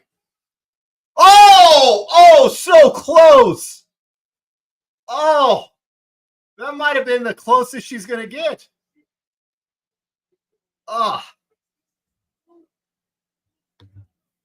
Should have been a Shockmaster. Oh, my God. If she would have done that and tripped, and that's how Piper lost, that would have been the greatest moment.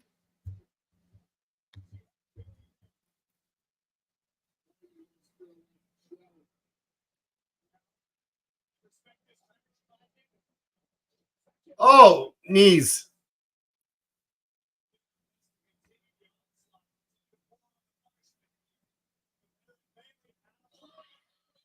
Oh, good Lord.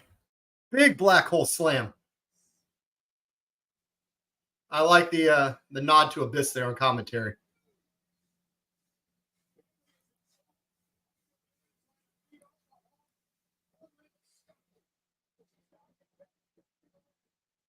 A great shot right there of the crowd. What an event. What an event.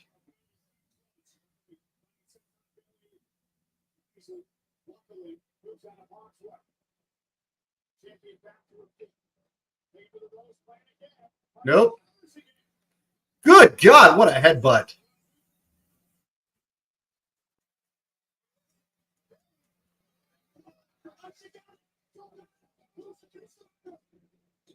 Bailey got it. Crucifix driver. That was a good finish. It's a good match. The home team is now 1-1.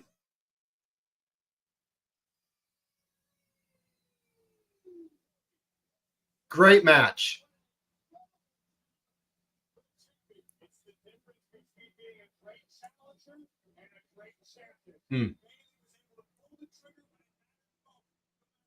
This is a big win for Bailey and her reign. This is a big win. Like I said, I would have been happy with either woman winning. Hopefully one day Piper can get that championship. This was a really good showing.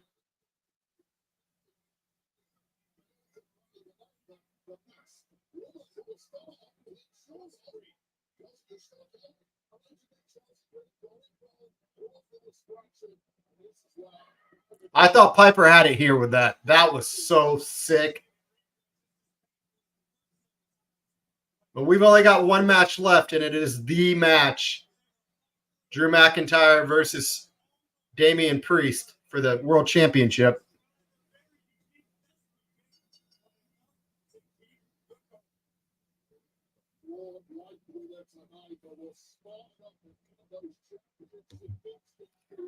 Was kind of by the numbers, but was a super solid match. Oh, absolutely. This was honestly, I think this was better than what a lot of people might have expected out of this match.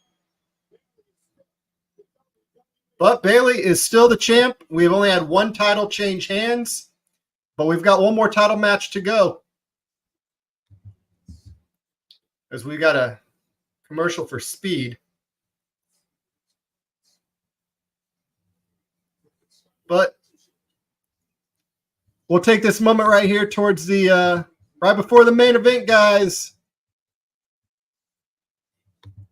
Coming up Saturday, June 29th, Lafayette, Indiana, at the Tippecanoe County Fairgrounds.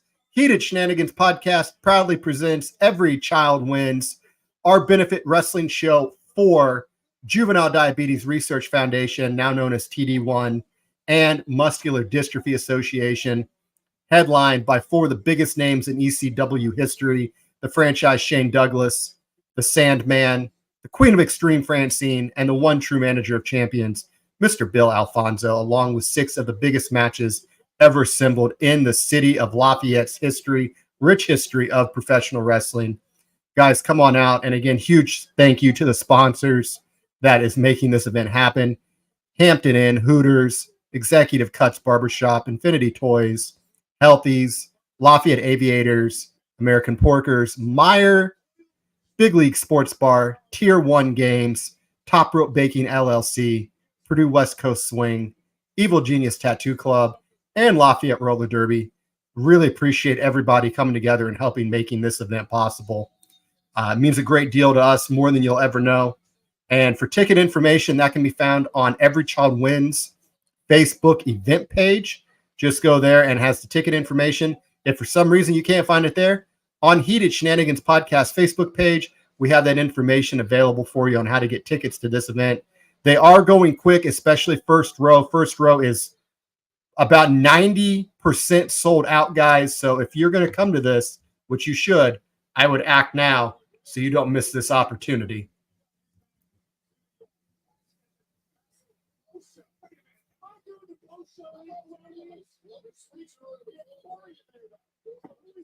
But we only got one left. And the chat guys, call it. Who's winning it? Is Drew going to get the biggest win of his career, unquestionably? Or is Damian Priest going to find a way to stay world heavyweight champion? I hope not, but we'll find out here momentarily.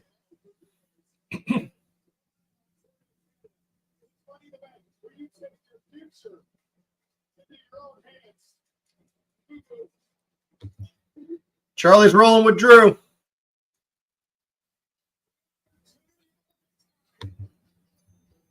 All right, guys, we're going to play a couple of clips here, and we will see you back here for the main event. One of those bookings that just kind of happened, and then, we all, put our creative minds together and, kind of just added on different things, from the Worm to the, to the Michael Jackson to the, to the dancing part of Too Cool, and we kind of made it our own when we came out for the first time together, and then tried something different at the end, where usually you see a wrestler, they win, they raise their hand, the referee, boom, the music hits, they're out. And so we just, man, why don't we try something different? How about they raise their hand, they go to raise their hand, but we turn that whole place into a nightclub, have the lights dimmed down, from fireworks go, and then we just bust a move. Let's just, try something together. Well, we don't dance. Well, we can just try it and see if it works. And by the time we tried it, you already know, Too Cool with Rikishi's. So during the pandemic, that's when I started doing it, when TikTok became really popular with the dances. And my mom lived with me for a little while in my townhouse. And, she was like, obviously unemployed at the time because of COVID. So I would throw my mom in a lot of these dances. So my mom just recently actually said, she was like, oh my God, I can't believe I did these dances with you. She's like, I look terrible. How'd you make me do this? So I actually laughed because I would force her to do them with me.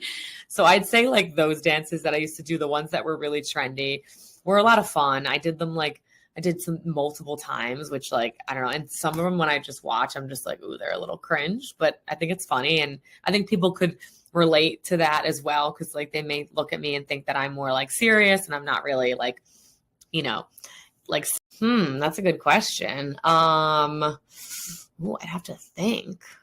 I don't know. I feel like I have so much of my gear. Maybe the pink one with Dana Brooke. I think I don't know if I have that one, but we were told that right after we wore that they didn't approve that gear for some reason. I don't know why, but it wasn't really that flashy anyway. But it was just something they just didn't like. So we were like, all right, cool. But we literally just got it made, and we were like, oh, that's a waste of money. With Roman and, the Usos, and now Solo Sikoa, and, a few other family members that has yet to join the crew. I think, for me, I'd have to say the Bloodline era is probably the, best era in this family moving forward.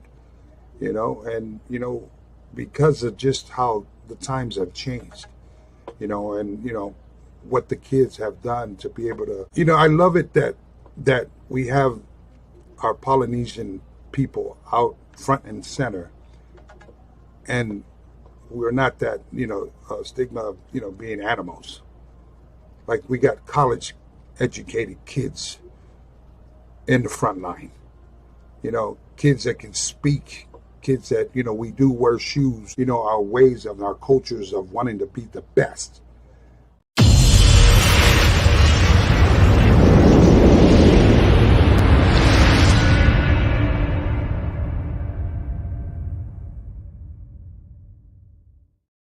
All right, guys, we got one more match left here. The big one, Drew McIntyre, Damian Priest. Be interested to see how many members of Judgment Day come out. Do we see Liv Morgan? Will we see CM Punk?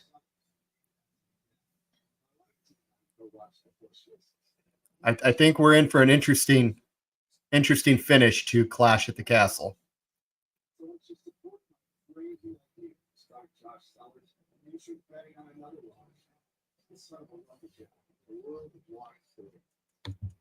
Craig has taken Priest.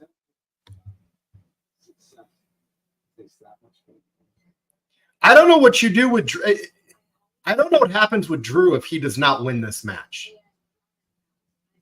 I mean, yeah, he's got CM Punk, but where are we going after that?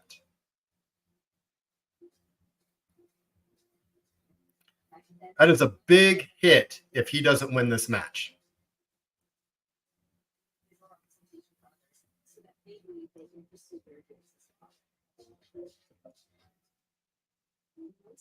My God, how many commercials do they have?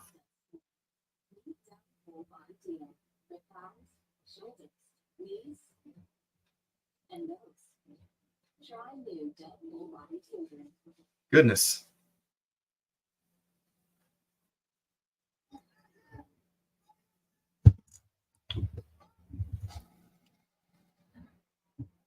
Oh, Drew has to win. Are you kidding me? With this entrance, there's no way.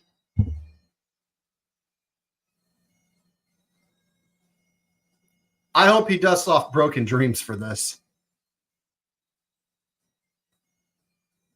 This will probably be the most biased you ever hear me cheer for a match on this channel.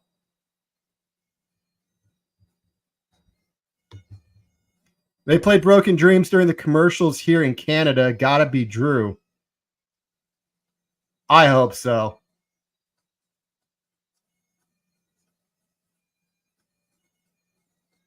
There's enough story to go around for Damian Priest if he doesn't walk out the champion. I really don't know about Drew.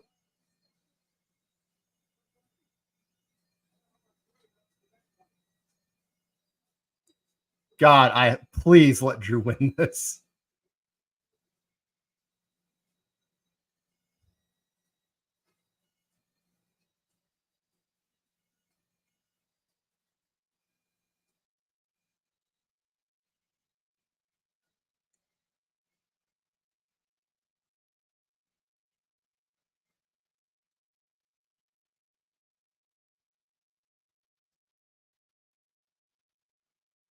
Here comes the challenger.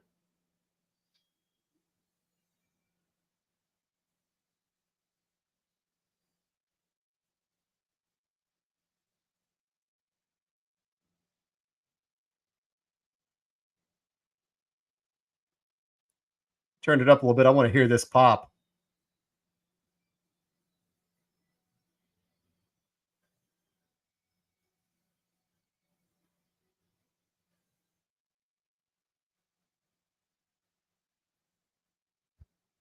Road Warrior-esque.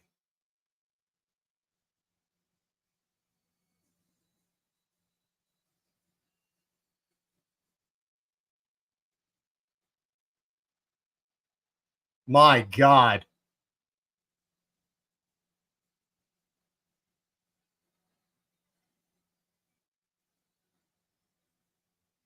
This is incredible.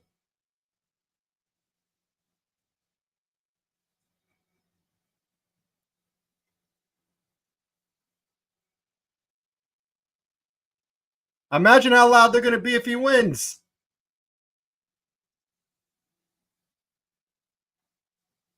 Oh, please let Drew win this. I'll forgive you for not having Joe Hendry on the show. Just let Drew win it.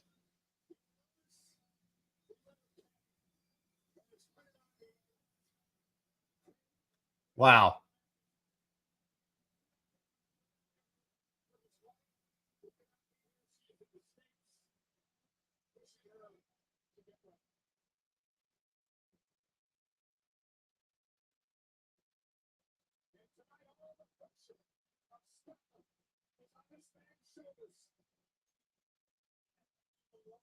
I don't see how Drew is not winning this match.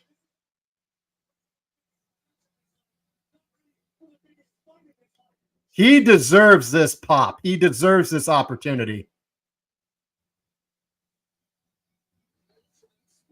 This dude got completely dumped on when he won the title the first time. The entire world shut down, and he carried WWE through some pretty dark times.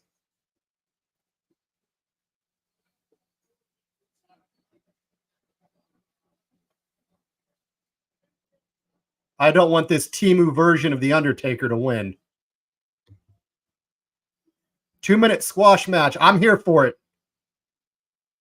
I'm here for it. That's what I'm hoping we get.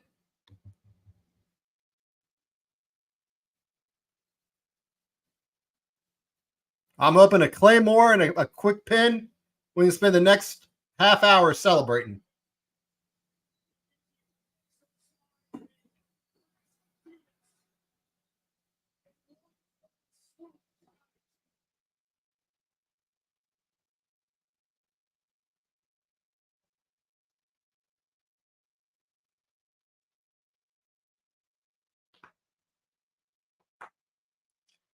Come on, Drew.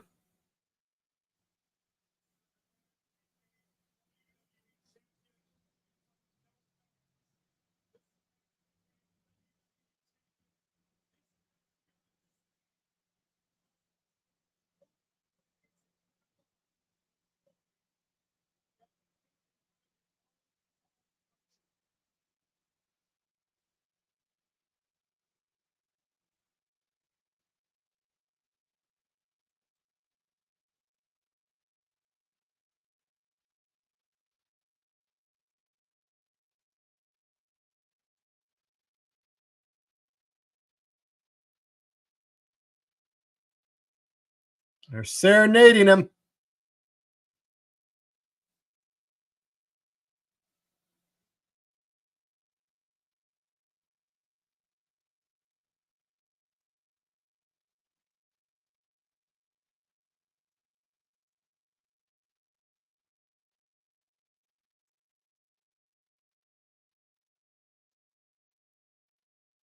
The crowd.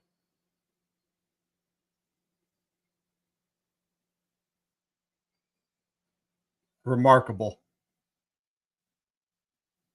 Let's hope it's a squash match.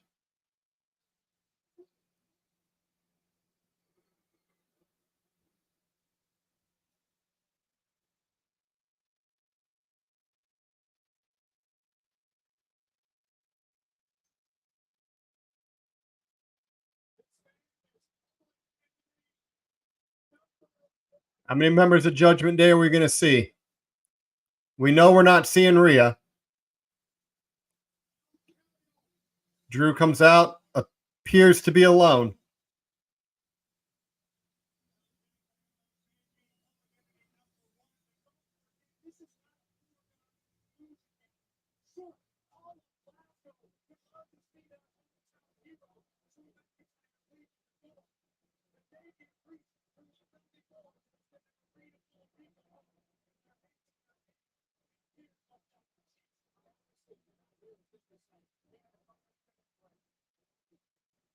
No Judgment Day members coming out with Damian Priest.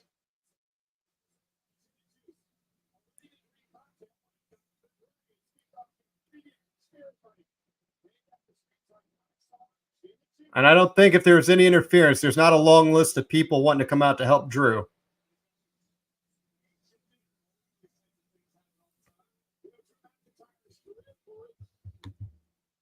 Oh, yeah, you're right. I forgot about that. They're barred. Good point. I forgot about that stipulation.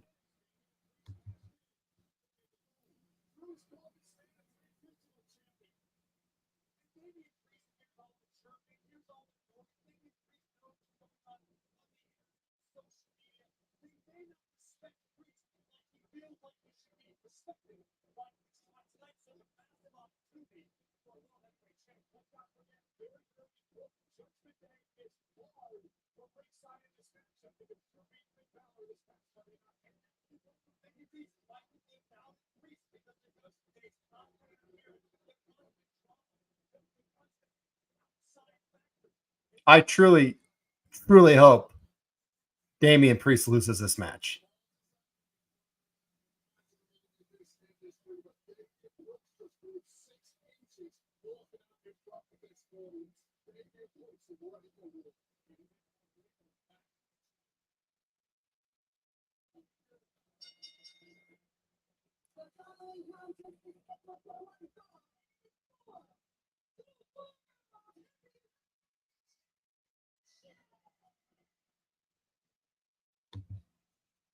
How do we like the look of that belt? My favorite is big gold, so I like it, kind of. I like this belt. I'm always going to be partial to big gold.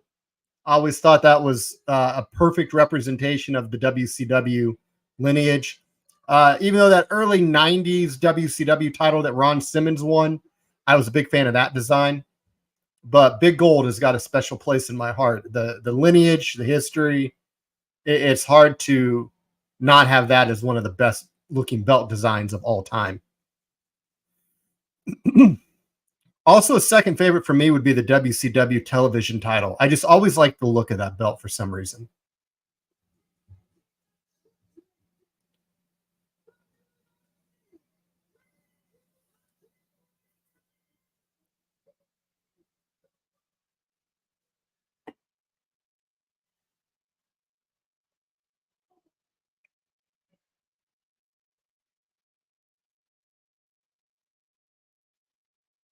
And the mind games begin.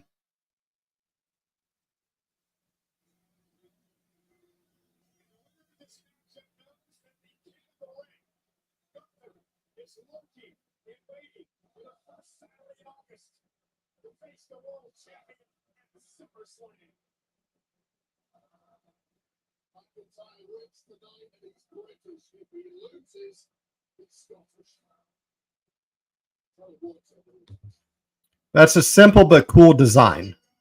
Absolutely.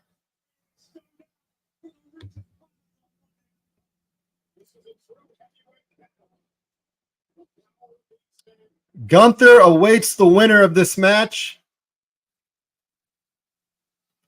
Do we get the what will be an instant classic between Drew and Gunther, or are we going to get Damian Priest versus Gunther?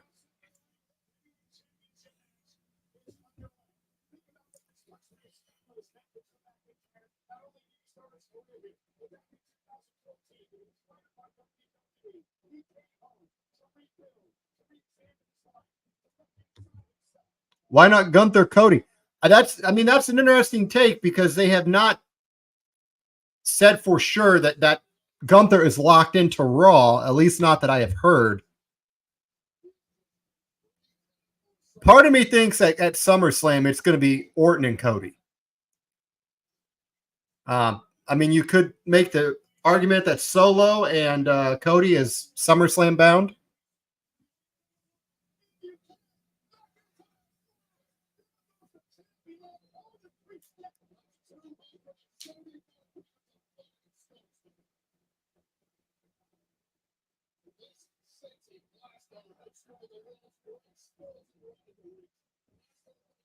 Gunther Cody would be big.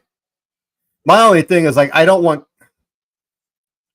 Cody to beat Gunther is the other thing.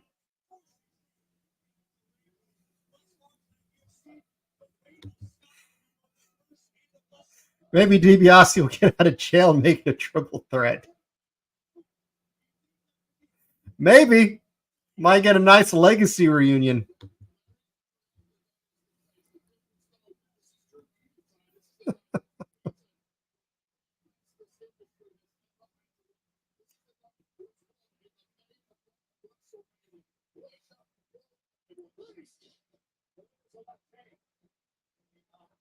We don't call that a Superman punch unless Roman does it.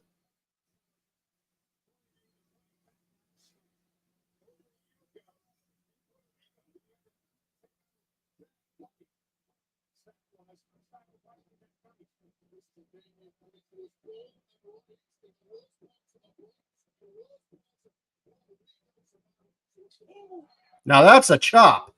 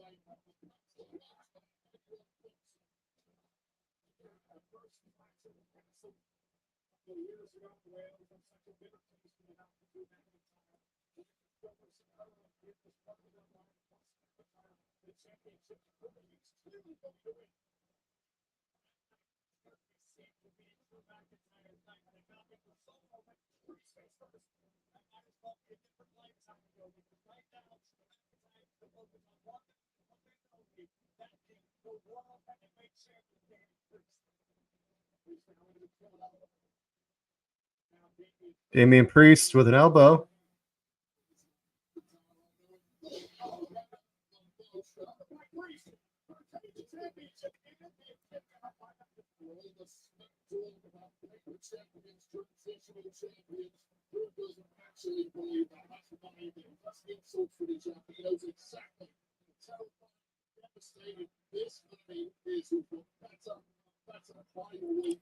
For as much as they're putting over Priest on commentary about not being a bad champion, I really feel like that this could be Drew's night. I mean, it freaking should be.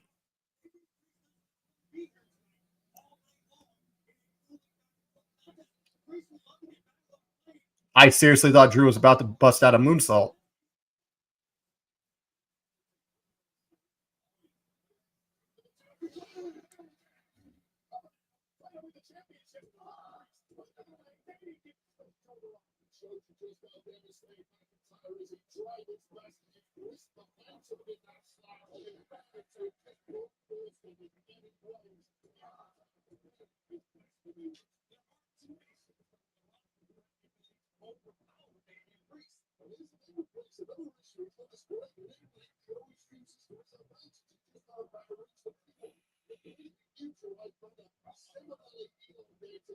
They went for the future shock early.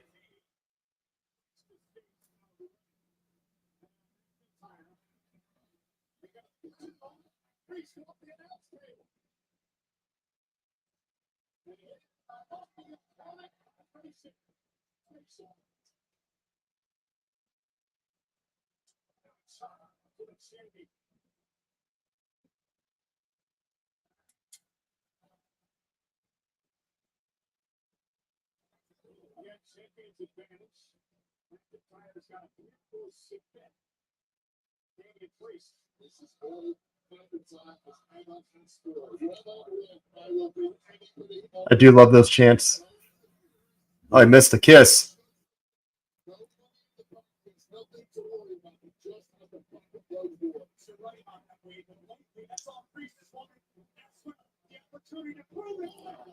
Wow.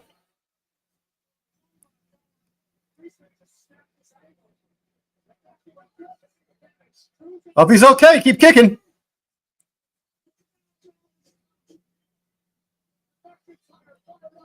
Hey, I'll be honest. If that was done by design, that was damn impressive.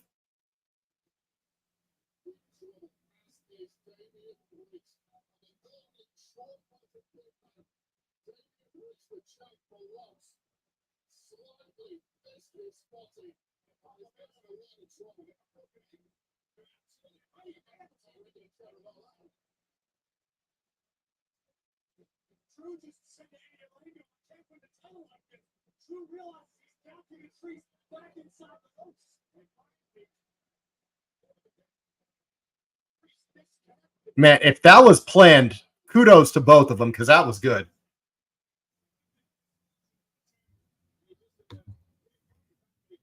You think Damien did on purpose? I don't know. Like, that looks so clean.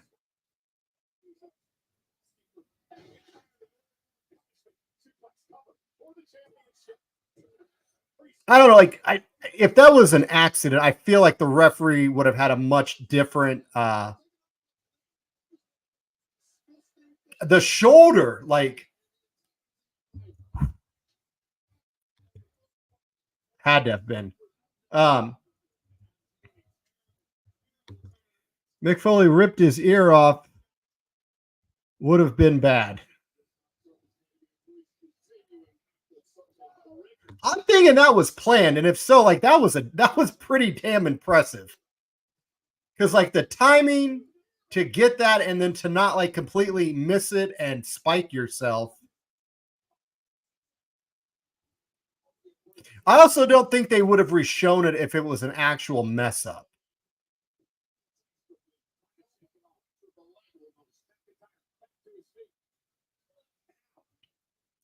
We're going for South of Heaven.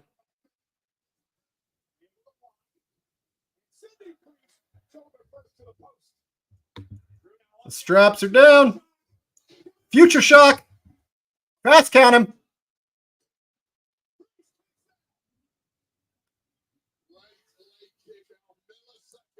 Man.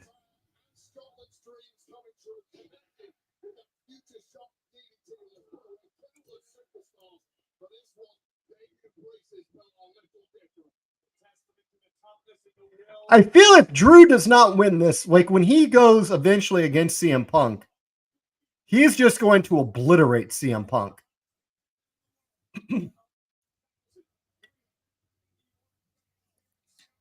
Good God.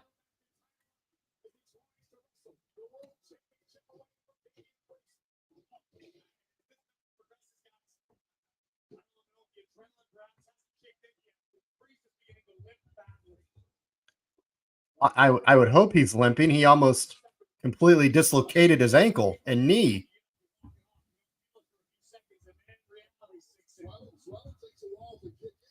Also, I will say though, if that was planned, how badly that could damage your knee, because like when you're coming down, that's just a pull. That could easily dislocate a knee, pull a tendon.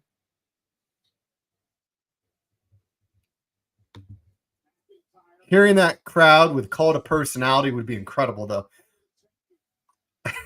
I think if it was here, they'd probably boo Punk out of the building.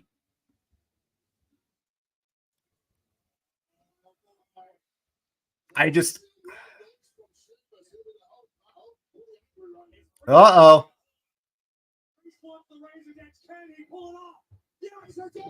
Razor's Edge.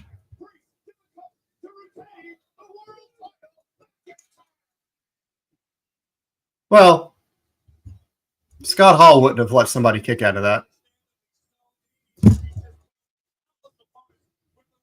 Right, Bob? Say hi, everybody.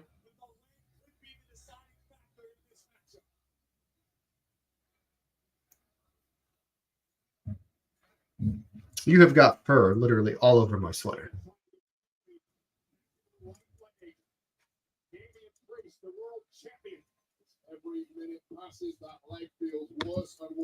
All right, Bob. See, Bob, you have fans.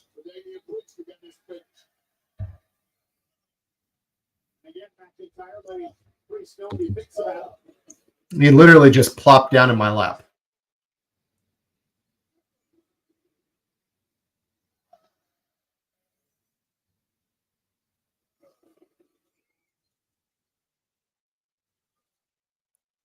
We're going to get the Bouye spot.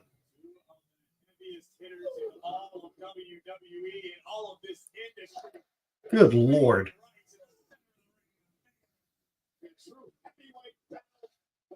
Been a great pay-per-view, though. Pretty solid from start to finish. The only real hiccup was a couple spots in that women's triple threat tag. And then how uneventful that ending was to the I Quit match.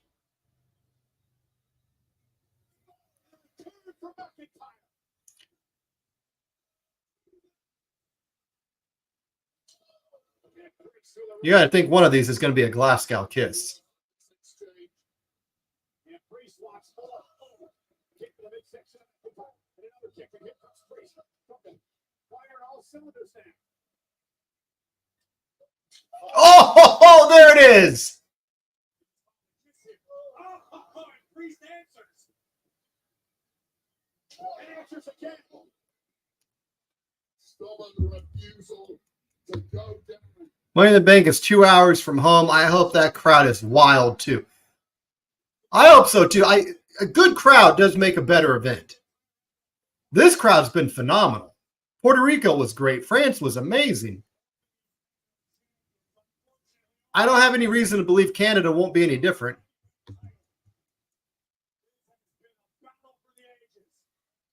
Oh, is Drew about to kip up?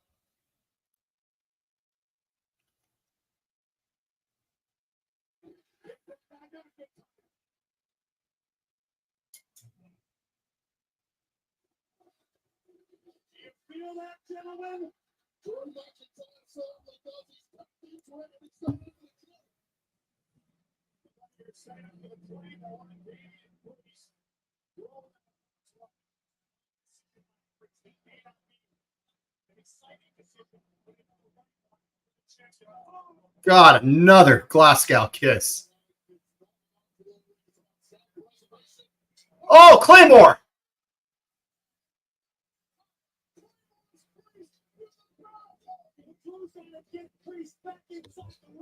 Now that Edge is gone, we only have Trish. Well, that's a pretty good one to be left with. I wouldn't be too disappointed if that was the only one left.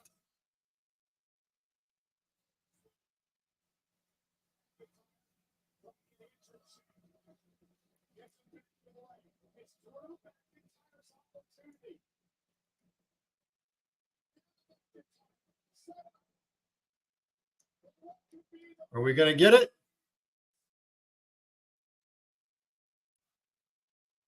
Oh, cut off. Oh, please, no. Oh, thank God.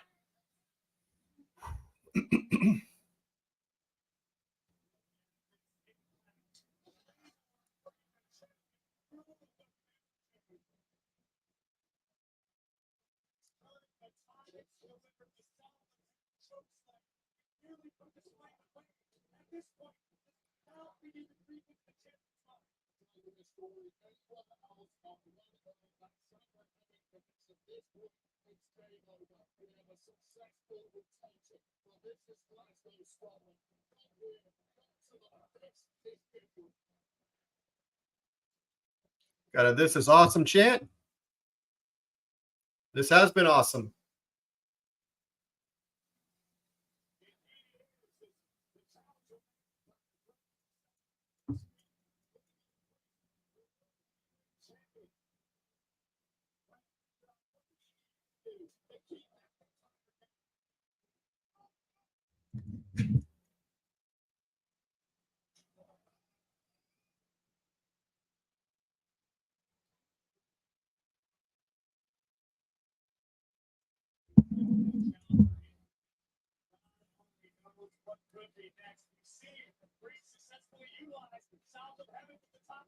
Yeah, but he's not in position to do South of Heaven from that.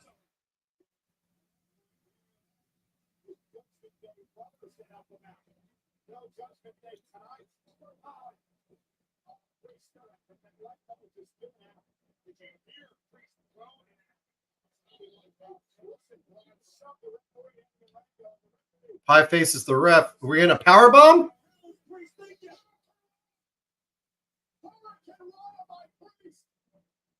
Oh, Claymore! Holy shit! Oh, damn it! Ah! I thought Drew had it there.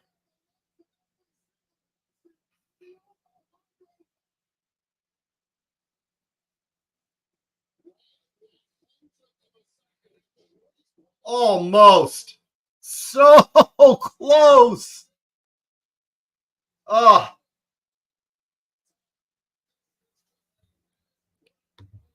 I appreciate it, Charlie. I'm trying. I'm invested into this. This has been a heck of a match. I thought Drew had it there with that Claymore. You got to think the next big move is going to be the end of it. Presumably less than 5 minutes in this event.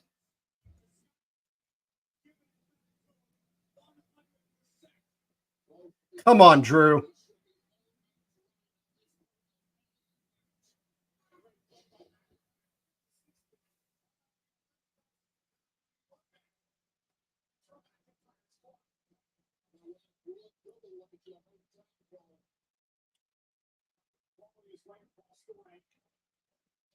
So they got about 12,000 in attendance.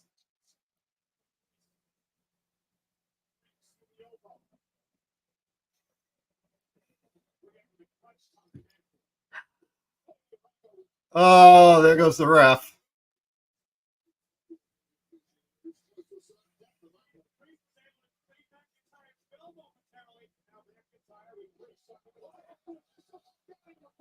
God damn it.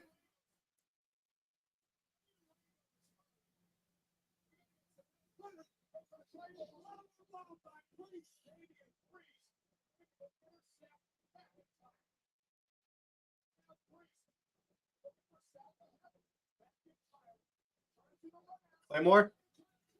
Oh, there's no ref. There's no ref. Oh, damn it. Oh, you could count to 100. He's not kicking out, but there's no ref.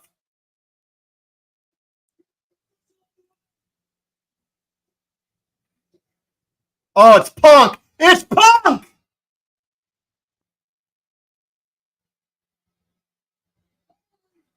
Oh, damn it.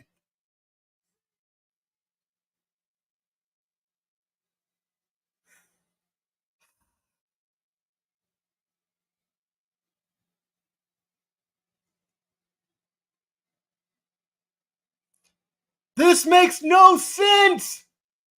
You idiot. You should want this to be a title match.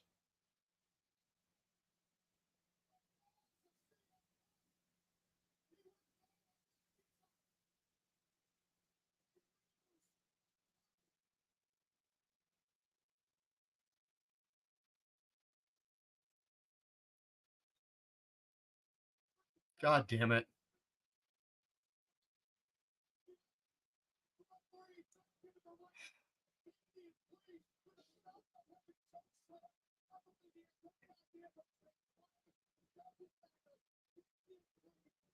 One, two, damn it.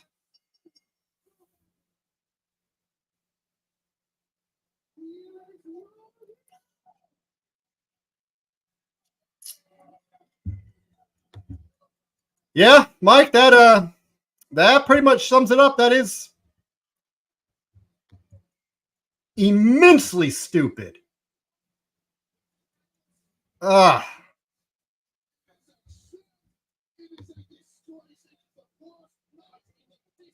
Unfreaking believable.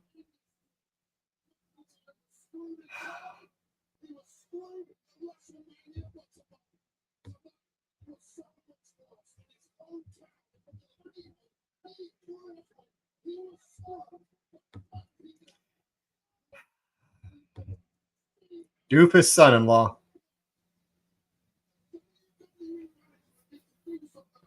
Damn.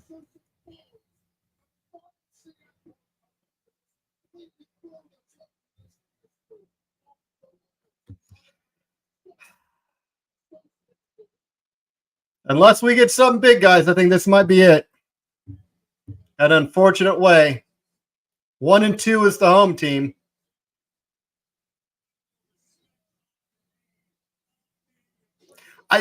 From that camera angle.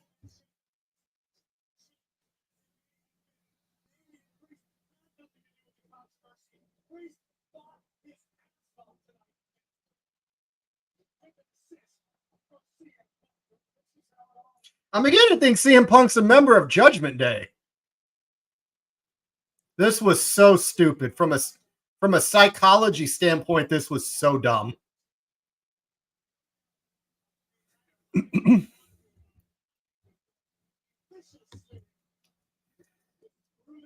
I mean, Drew's still prominently used. Like, there's no, you can't,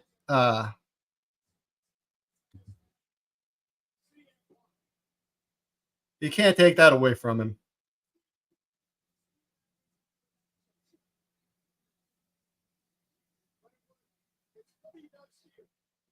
I'm honestly surprised that didn't hurt Phil to do that.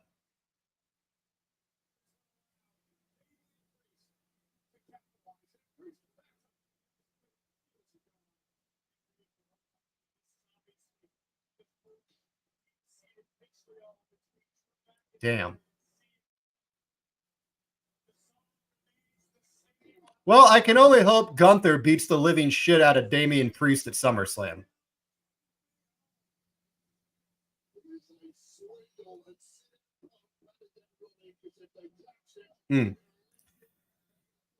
Well, guys, that's going to do it for this stream. Thank you guys for joining us. Again, from all of us here at Heated Shenanigans Podcast, we want to wish you guys a happy Father's Day weekend. Everybody out there, thank you so much for joining us. We appreciate it. And we will see you coming up tomorrow, or I'm sorry, Monday is when we're going to be seeing you next for the live stream of Raw. Everybody out there, take care. Thank you so much for joining us. We'll see you later.